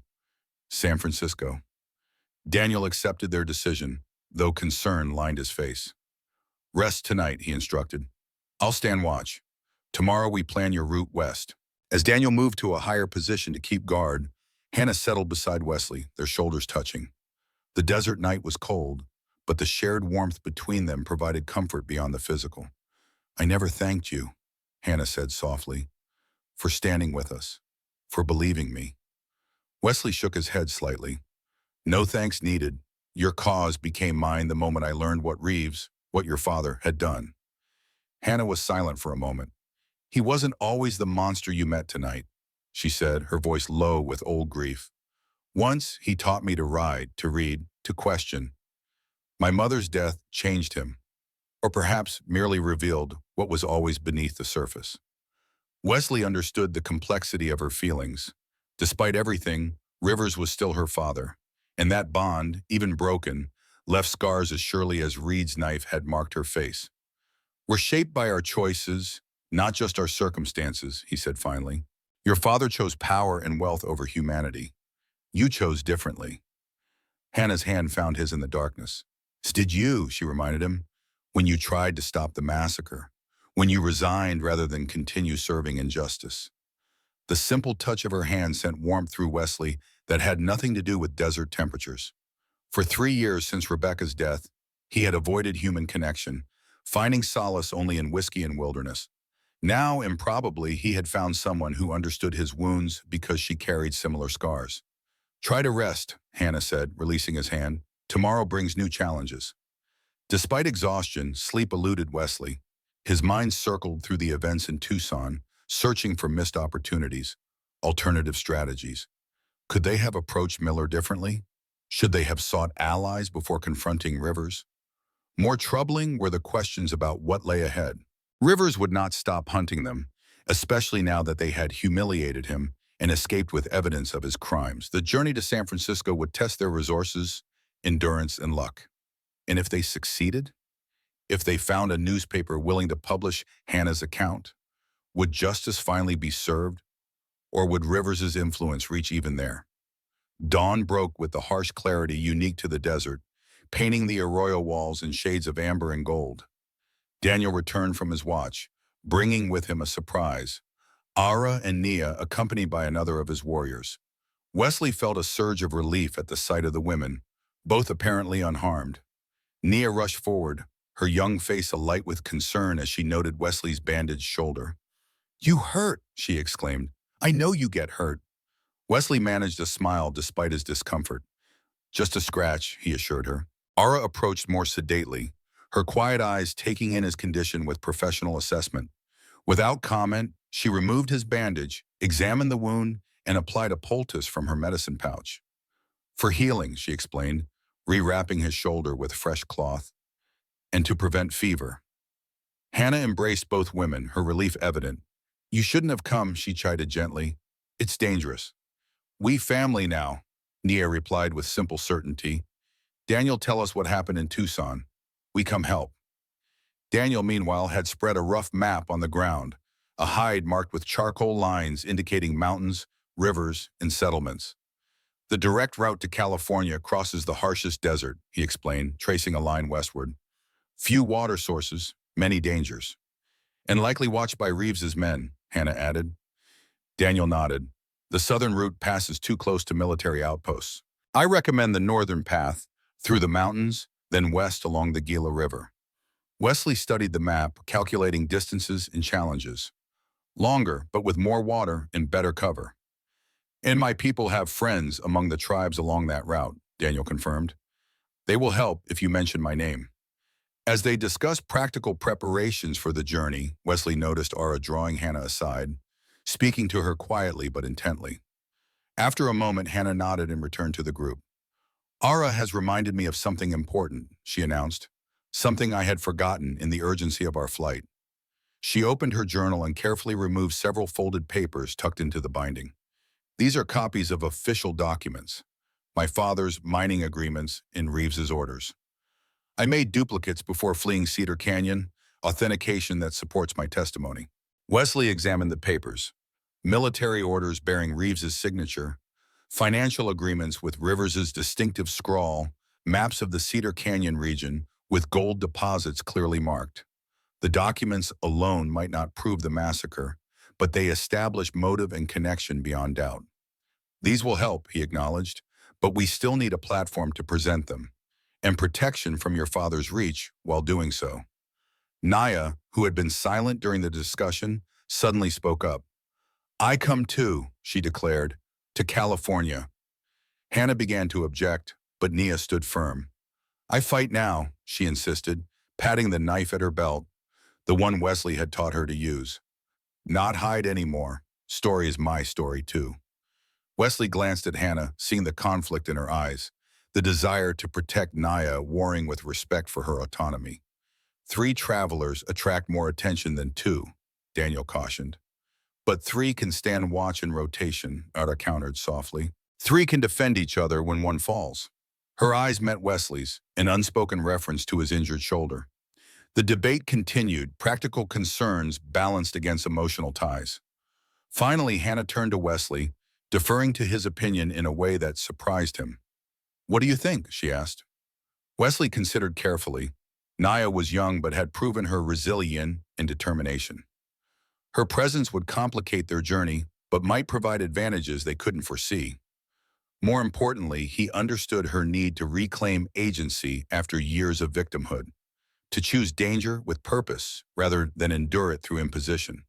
"Her choice," he said simply, "as it's been ours." Hannah searched his face, then nodded, accepting his judgment. "Very well," she told Nia. "You come with us, but you follow our lead, our rules. This journey will test us all." Nia's face lit with fierce joy. "I not disappoint," she promised. "I strong now. Learn fight, learn survive." And with the decision made, preparations accelerated.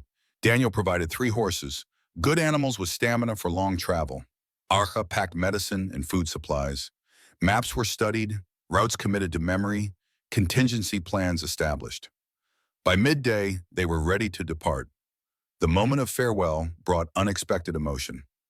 Daniel embraced his sister, murmuring something in Apache that brought tears to her eyes. He clasped Wesley's arm in a warrior's grip, his earlier hostility replaced by grudging respect. Keep them safe, he instructed simply, or I will find you in the afterlife to demand an accounting. Wesley accepted both the threat and the trust it implied. With my life, he promised. Ara's goodbye was characteristically gentle. She pressed additional medicine pouches into Wesley's hands with instructions for their use. For pain, she explained, for fever, for strength when it seems lost. Her quiet wisdom had become a touchstone for Wesley, a reminder that healing came in many forms. Thank you, he said simply, for everything. Ara smiled, her eyes wise beyond her years. We carry those we love with us, even when apart, she said, touching the small pouch at her neck, the one containing mementos of her lost son. Remember this when the journey grows difficult.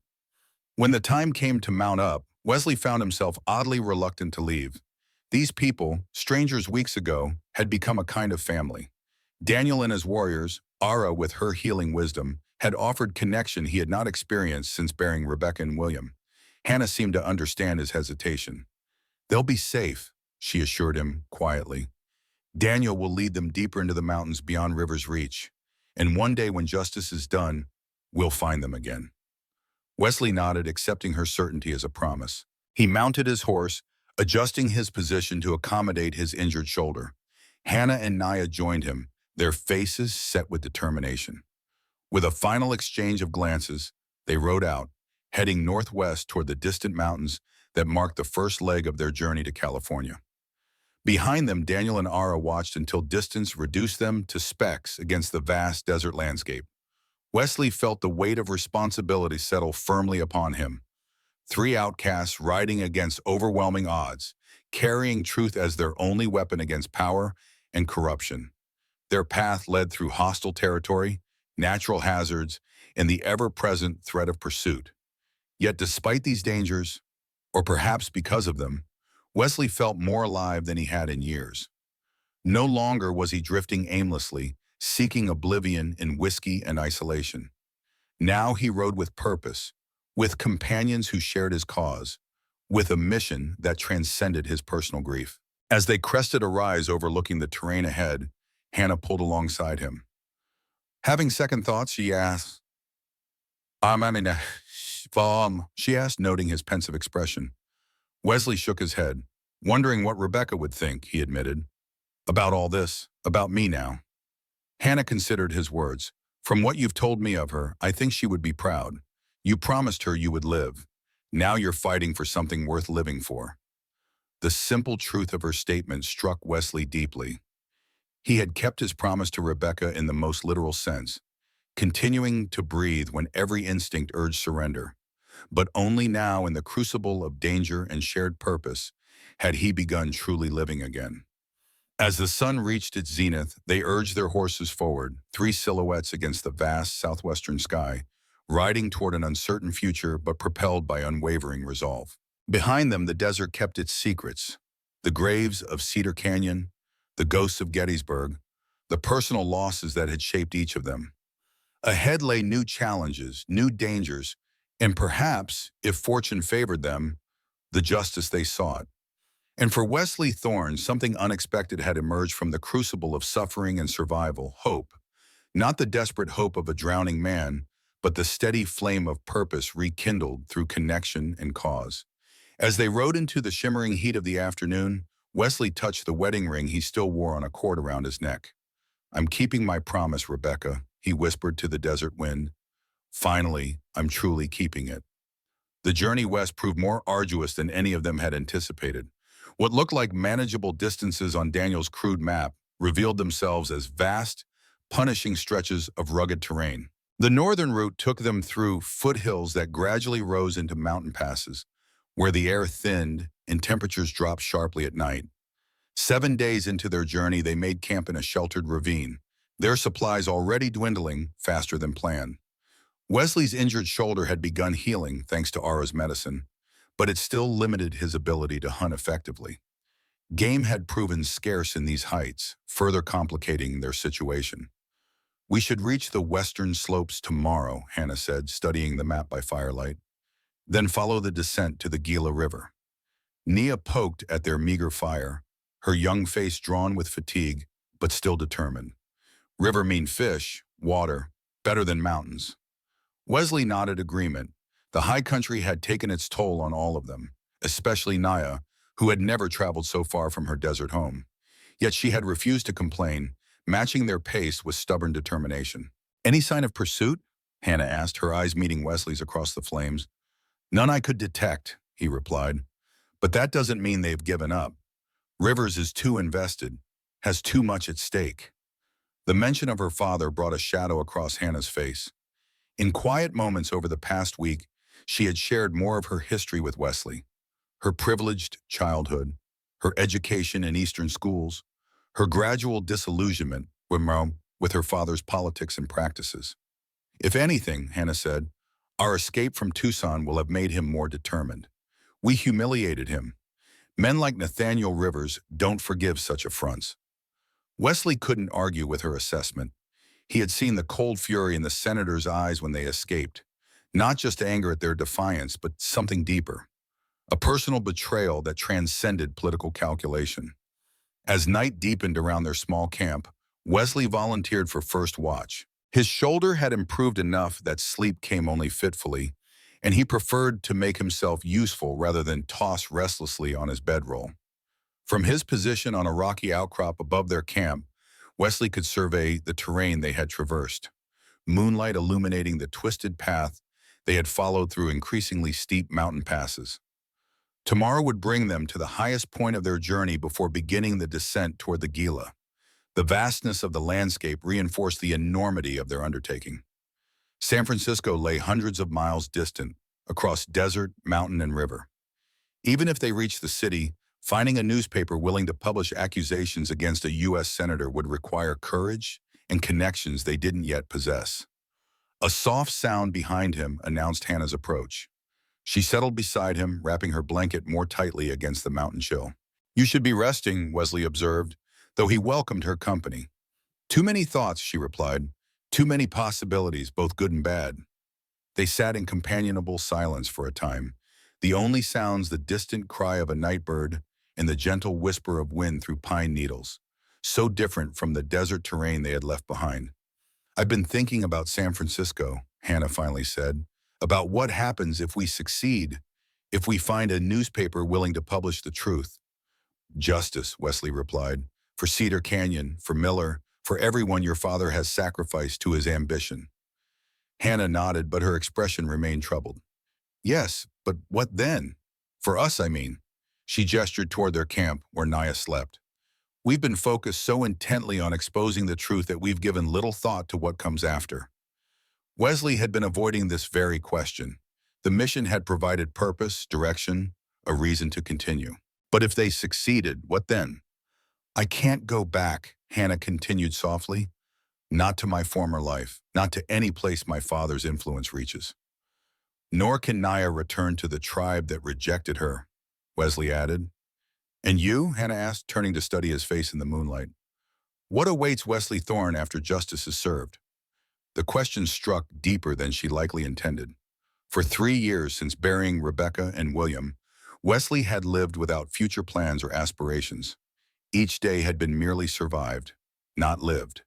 The whiskey bottle and the empty Colt had been his only companions until the desert had nearly claimed him, and 3 improbable women had saved him. "I don't know," he admitted finally. "Before meeting you and the others, I had no future, just memories and regrets." Hannah's hand found his in the darkness, her touch warm despite the mountain chill. "And now?"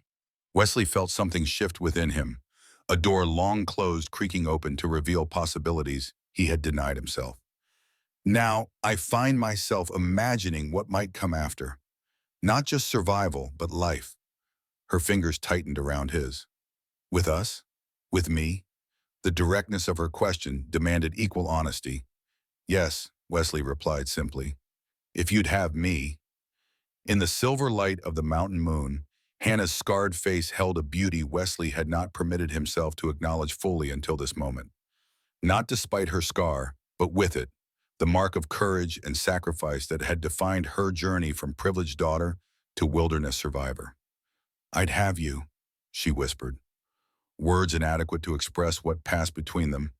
They sat in silence, hands linked, as the mountain night deepened around them. The connection they had forged through shared danger and purpose now revealed its deeper dimensions, not just alliance or friendship, but something more profound. Eventually, Hannah returned to camp, leaving Wesley to complete his watch with renewed resolve. Their journey had acquired an additional purpose beyond justice. Now they rode not just toward exposing truth, but toward creating a future together, if they survived the trials ahead. Dawn broke crisp and clear as they broke camp and resumed their journey. The trail steepened as they approached the mountain pass, forcing them to dismount and lead their horses over the most treacherous sections. By midday, they reached the summit, a windswept saddle between two higher peaks. Below them stretched the western slopes of the mountain range, descending gradually toward distant flatlands, where the silver ribbon of the Gila River wound through the landscape.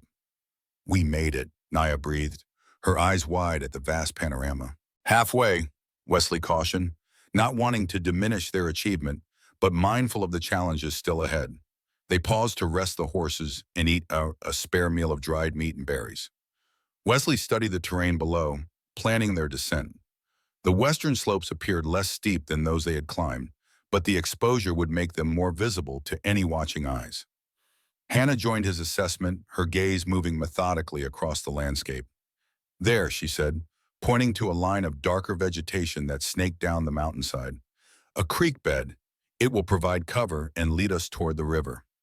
Wesley nodded agreement. The creek would also provide much-needed water for themselves and their mounts. As they prepared to begin their descent, Naya suddenly tensed, her gaze fixed on the eastern slope they had just traversed. Riders, she said, her voice tight with alarm. Wesley followed her gaze. In the distance, barely visible against the rocky terrain, several mounted figures moved steadily upward along the trail they had followed. How many? Hannah asked, already moving toward the horses. Wesley counted quickly. 6, maybe 7, too far to identify, but too numerous to be anyone but pursuers, Hannah finished. Rivers' men. Or army patrols, Wesley added grimly.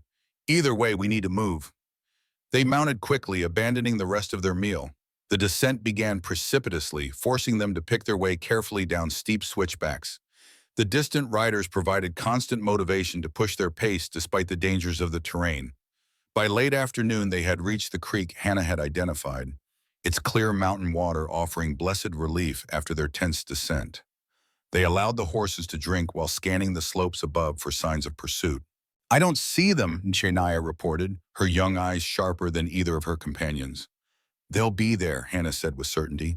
They won't abandon the hunt now that they've found our trail. Wesley considered their options. We can follow the creek down to lower elevations, but eventually we'll need to cross open country to reach the Gila. How far to the river, Naya asked. Hannah consulted the map. 2 days, perhaps 3, depending on our pace and any complications. The unspoken complication, continued pursuit, hung in the air between them. We should keep moving, Wesley decided. Put as much distance as possible between us and whoever's following before nightfall. They rode on, following the creek as it descended through increasingly wooded terrain. The pines of the higher elevations gave way to mixed forest, providing better cover but also limiting visibility in all directions, a tactical trade-off that made Wesley increasingly uneasy. As dusk approached, they found a small clearing beside the creek, sheltered by overhanging rocks that would help conceal a fire. Exhaustion had settled into all 3 travelers, their bodies drained by the day's demanding journey. I'll take first watch, Wesley offered as they unsaddled the horses. Hannah studied him with concern. Your shoulder is healing, he assured her, rolling it to demonstrate improved mobility. Get some rest, both of you. While Hannah and Naya prepared a small, carefully screened fire, Wesley climbed to a position overlooking their back trail. The gathering darkness made it difficult to see much beyond their immediate vicinity, but he strained his eyes for any telltale movement or unnatural light that might betray pursuers. The forest remained still, offering neither reassurance nor alarm. Wesley settled into the watchful patience he had cultivated during his scouting days, letting his senses attune to the natural rhythms around him. Hours passed. The mountain night turned cold, stars emerging in brilliant profusion overhead. Wesley was about to return to camp and wake Hannah for the second watch when a distant sound froze him in place. The distinctive clink of metal against stone, too sharp and purposeful to be anything natural. Someone was moving through the forest, trying to be quiet but betrayed by equipment shifting against rocks. And judging by the interval between sounds, it wasn't just one person. Wesley made his way quickly back to camp, moving with deliberate silence. Hannah woke instantly at his touch, her eyes alert despite interrupted sleep. "They found us," Wesley whispered, moving up the creek, still some distance, but closing.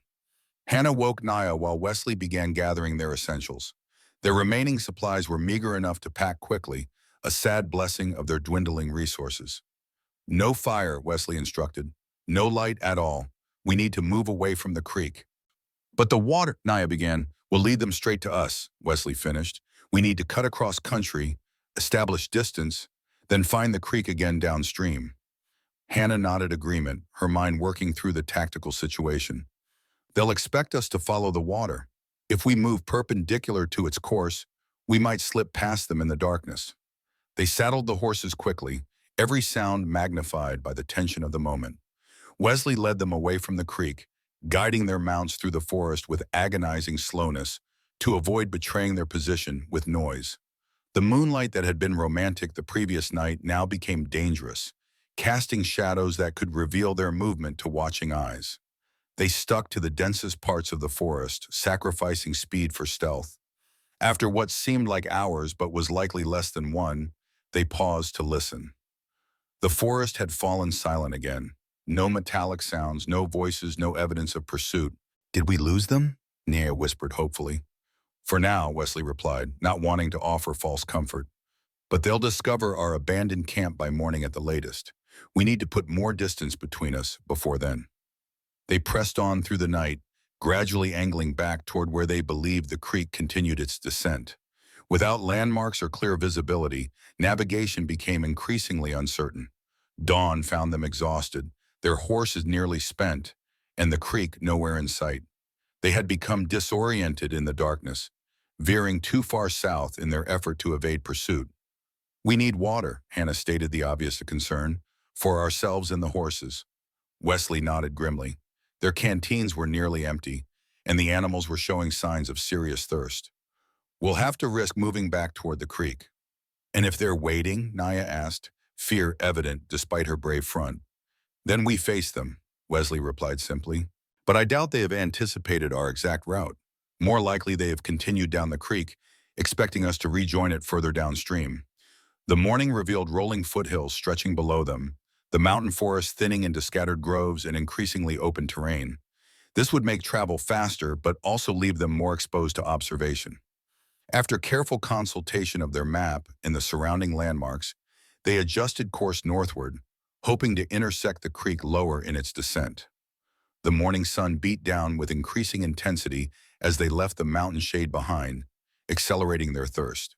By midday, they had found not the creek, but a smaller tributary feeding into it, enough to refresh themselves and their mounts, but also a reminder that they had strayed significantly from their planned route. "We need to get back to the main creek," Hannah said, studying the map with concern. "It's our surest path to the Gila." As they prepared to continue, the distant sound of a gunshot froze them in place. It came from somewhere to the east, the direction of the main creek. "That's at least a mile away," Wesley estimated. "Maybe more." "Hunting?" Naya suggested hopefully. "Possibly," Hannah allowed.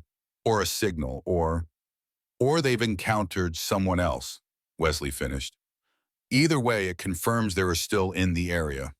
The gunshot, isolated and not repeated, served as a grim reminder of the forces arrayed against them. They mounted again and continued northwest, following the smaller tributary while maintaining distance from the main creek where their pursuers likely remained. The day stretched endlessly as they picked their way through increasingly arid terrain. The tributary dwindled and finally disappeared, leaving them dependent on their meager water supplies once more.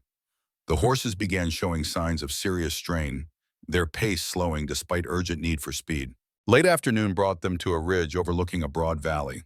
In the distance, they could make out the verdant line marking the course of the Gila River, still at least a day's journey away across exposed flatlands. "We need to rest," Hannah said, noting Naya's exhaustion and the condition of their mounts. "Just until nightfall. Then we can cross the open ground under darkness." Wesley agreed reluctantly. The ridge offered a defensive position with good visibility in all directions, but their supplies were dangerously low and their energy nearly spent. They established a minimal camp in the shelter of several large boulders, sharing the last of their food and rationing their remaining water.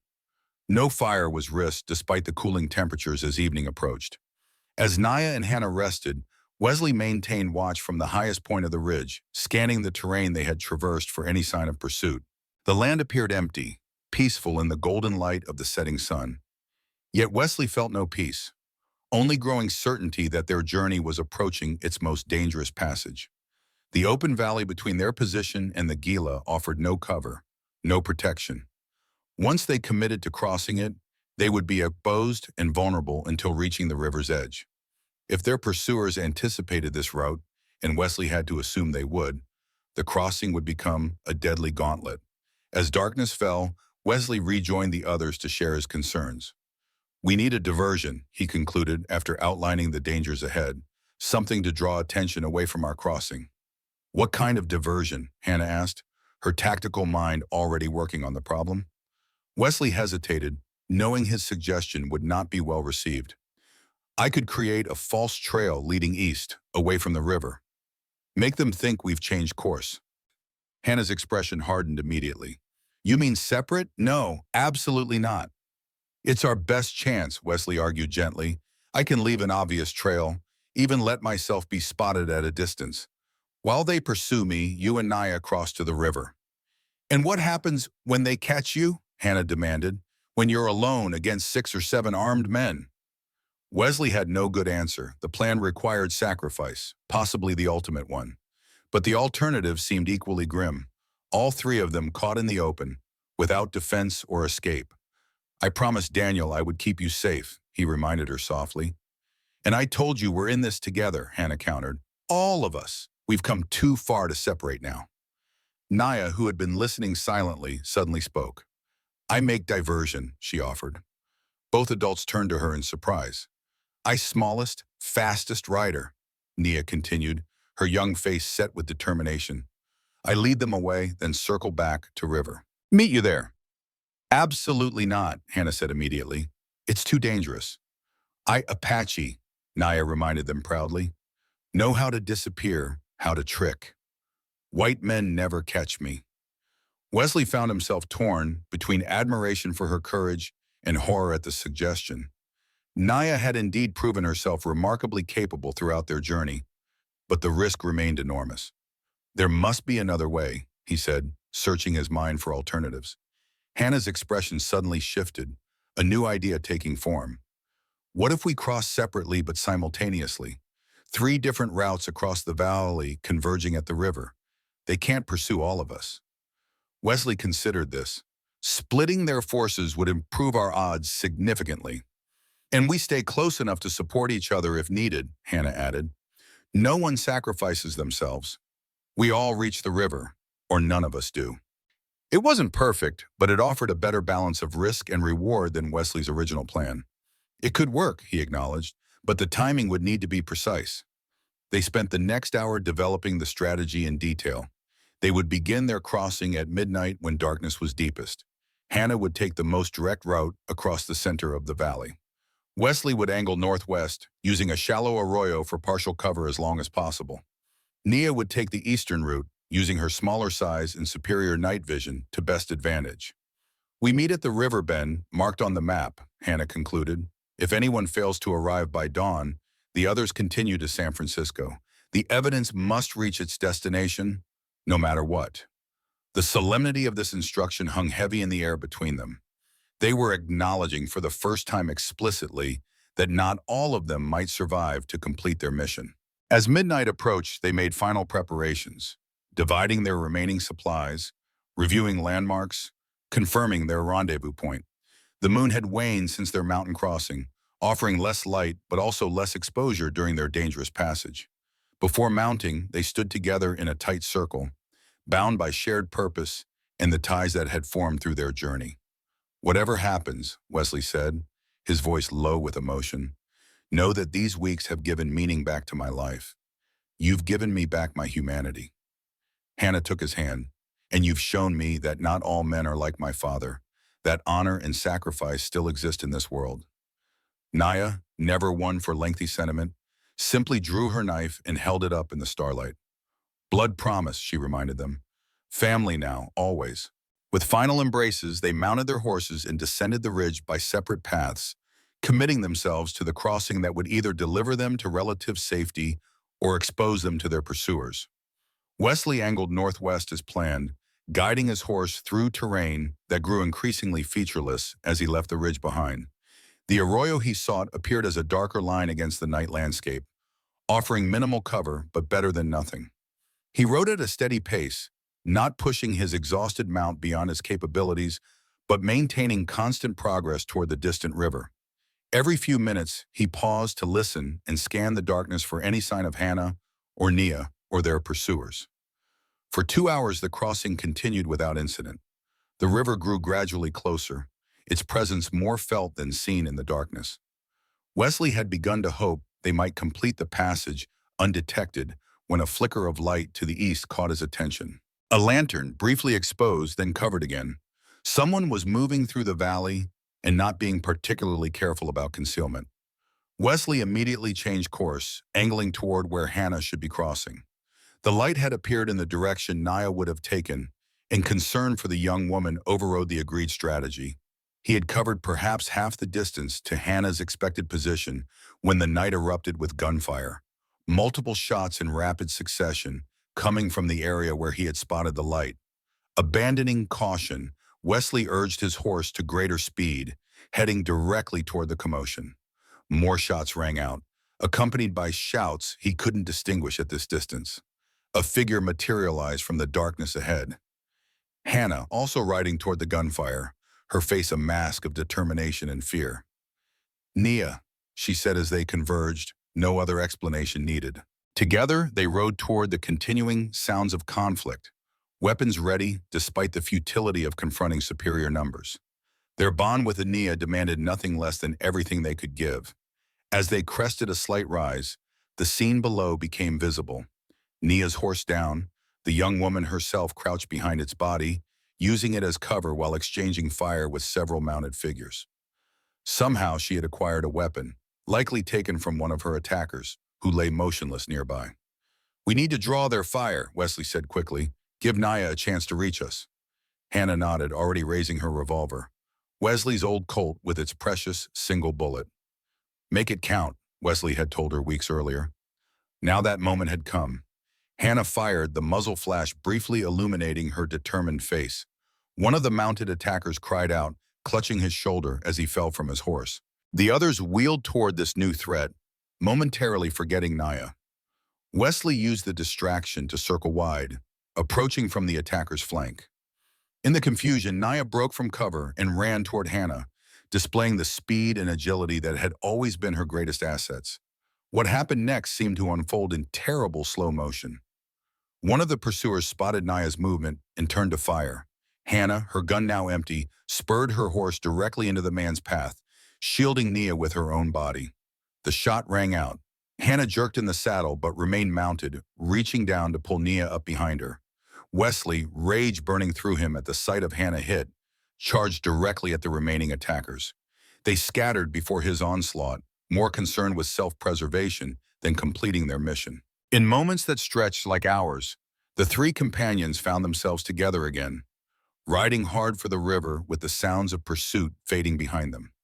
Only when they reached the cover of the riverbank vegetation did they pause to assess injuries.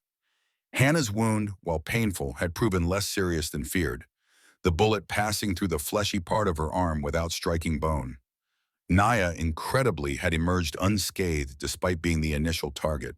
She had indeed claimed a weapon from one of their attackers, using it with unexpected effectiveness. Army, she reported grimly. Not Reeves's men, soldiers. This development added a new dimension to their dangers. If the military itself was now involved in hunting them, Rivers's influence reached even further than they had feared. Dawn broke as they bound Hannah's wound and allowed their exhausted horses to drink from the Gila. The river stretched before them, its waters swift but not impassable at this point. We cross here, Wesley decided.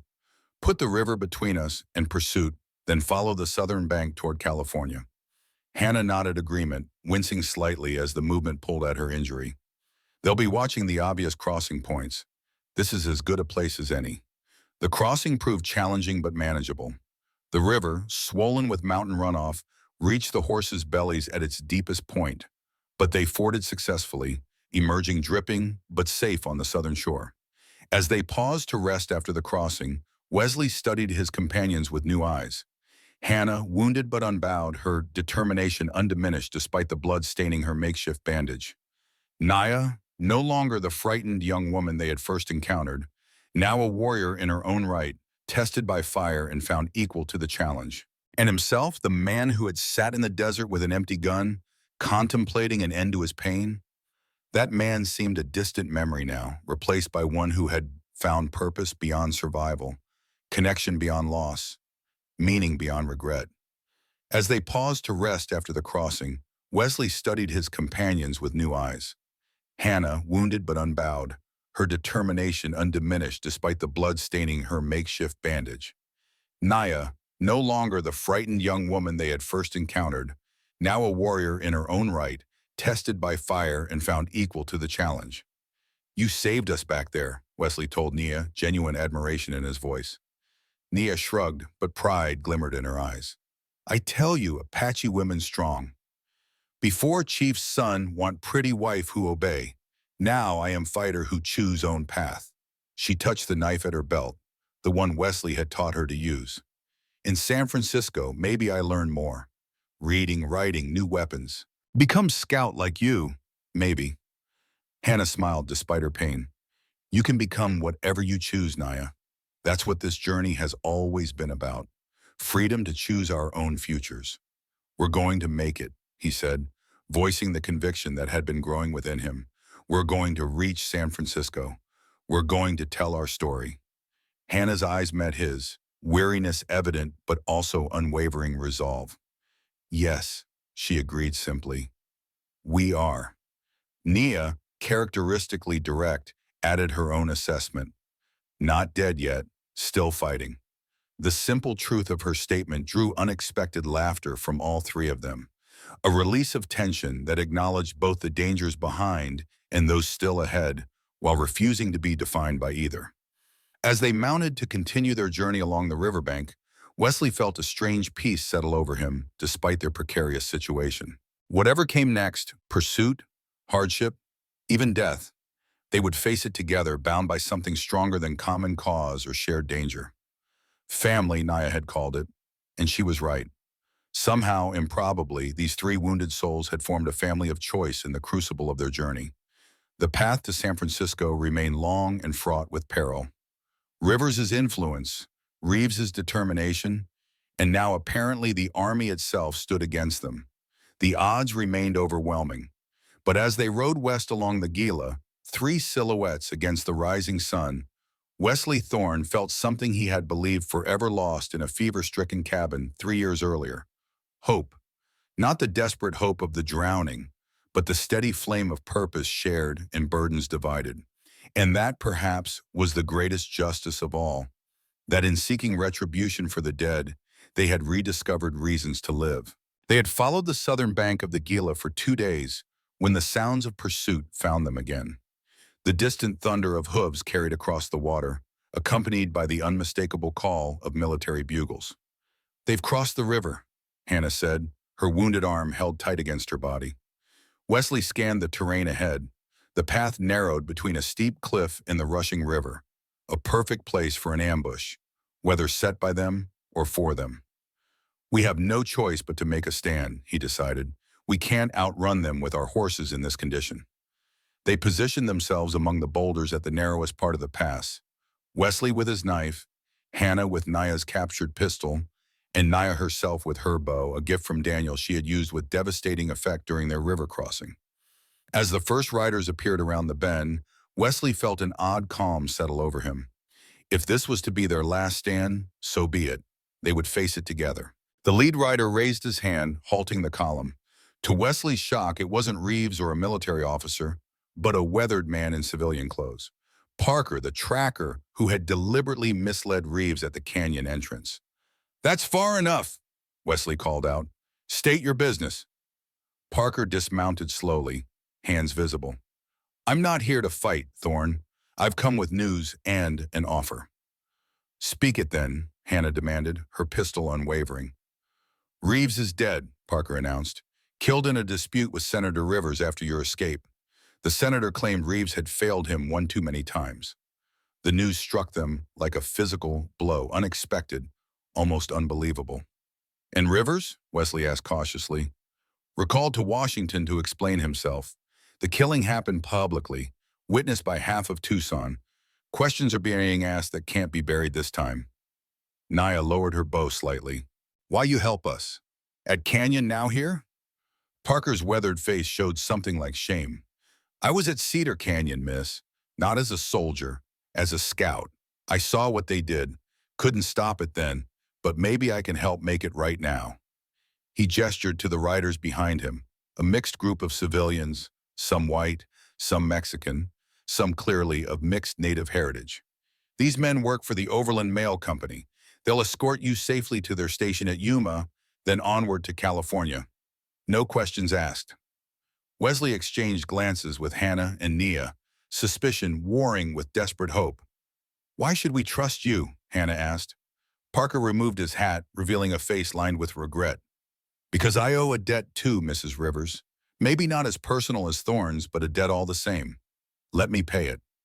"Together," Hannah said softly, as if reading his thoughts. "Whatever comes next."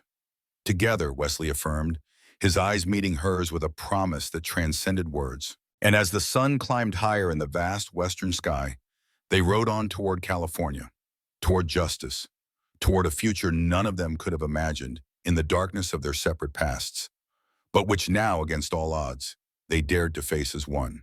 3 weeks later, the San Francisco Chronicle ran a front-page expose titled "Massacre at Cedar Canyon: The Truth Unveiled." Hannah's journal, along with the official documents she had preserved, provided irrefutable evidence of Senator Rivers' corruption and Captain Reeves' brutality. The public outcry was immediate and fierce. Though Rivers attempted to discredit the story as Apache propaganda, his political career crumbled. His gubernatorial campaign collapsed, and a congressional investigation was launched into military operations against peaceful tribes throughout the territory. Justice, while imperfect, had finally come for Cedar Canyon. And for Wesley Thorne, Hannah Rivers, and Naya, bound together by blood, sacrifice, and a promise, a new chapter had begun in a small homestead north of San Francisco, far from the desert that had both broken and remade them.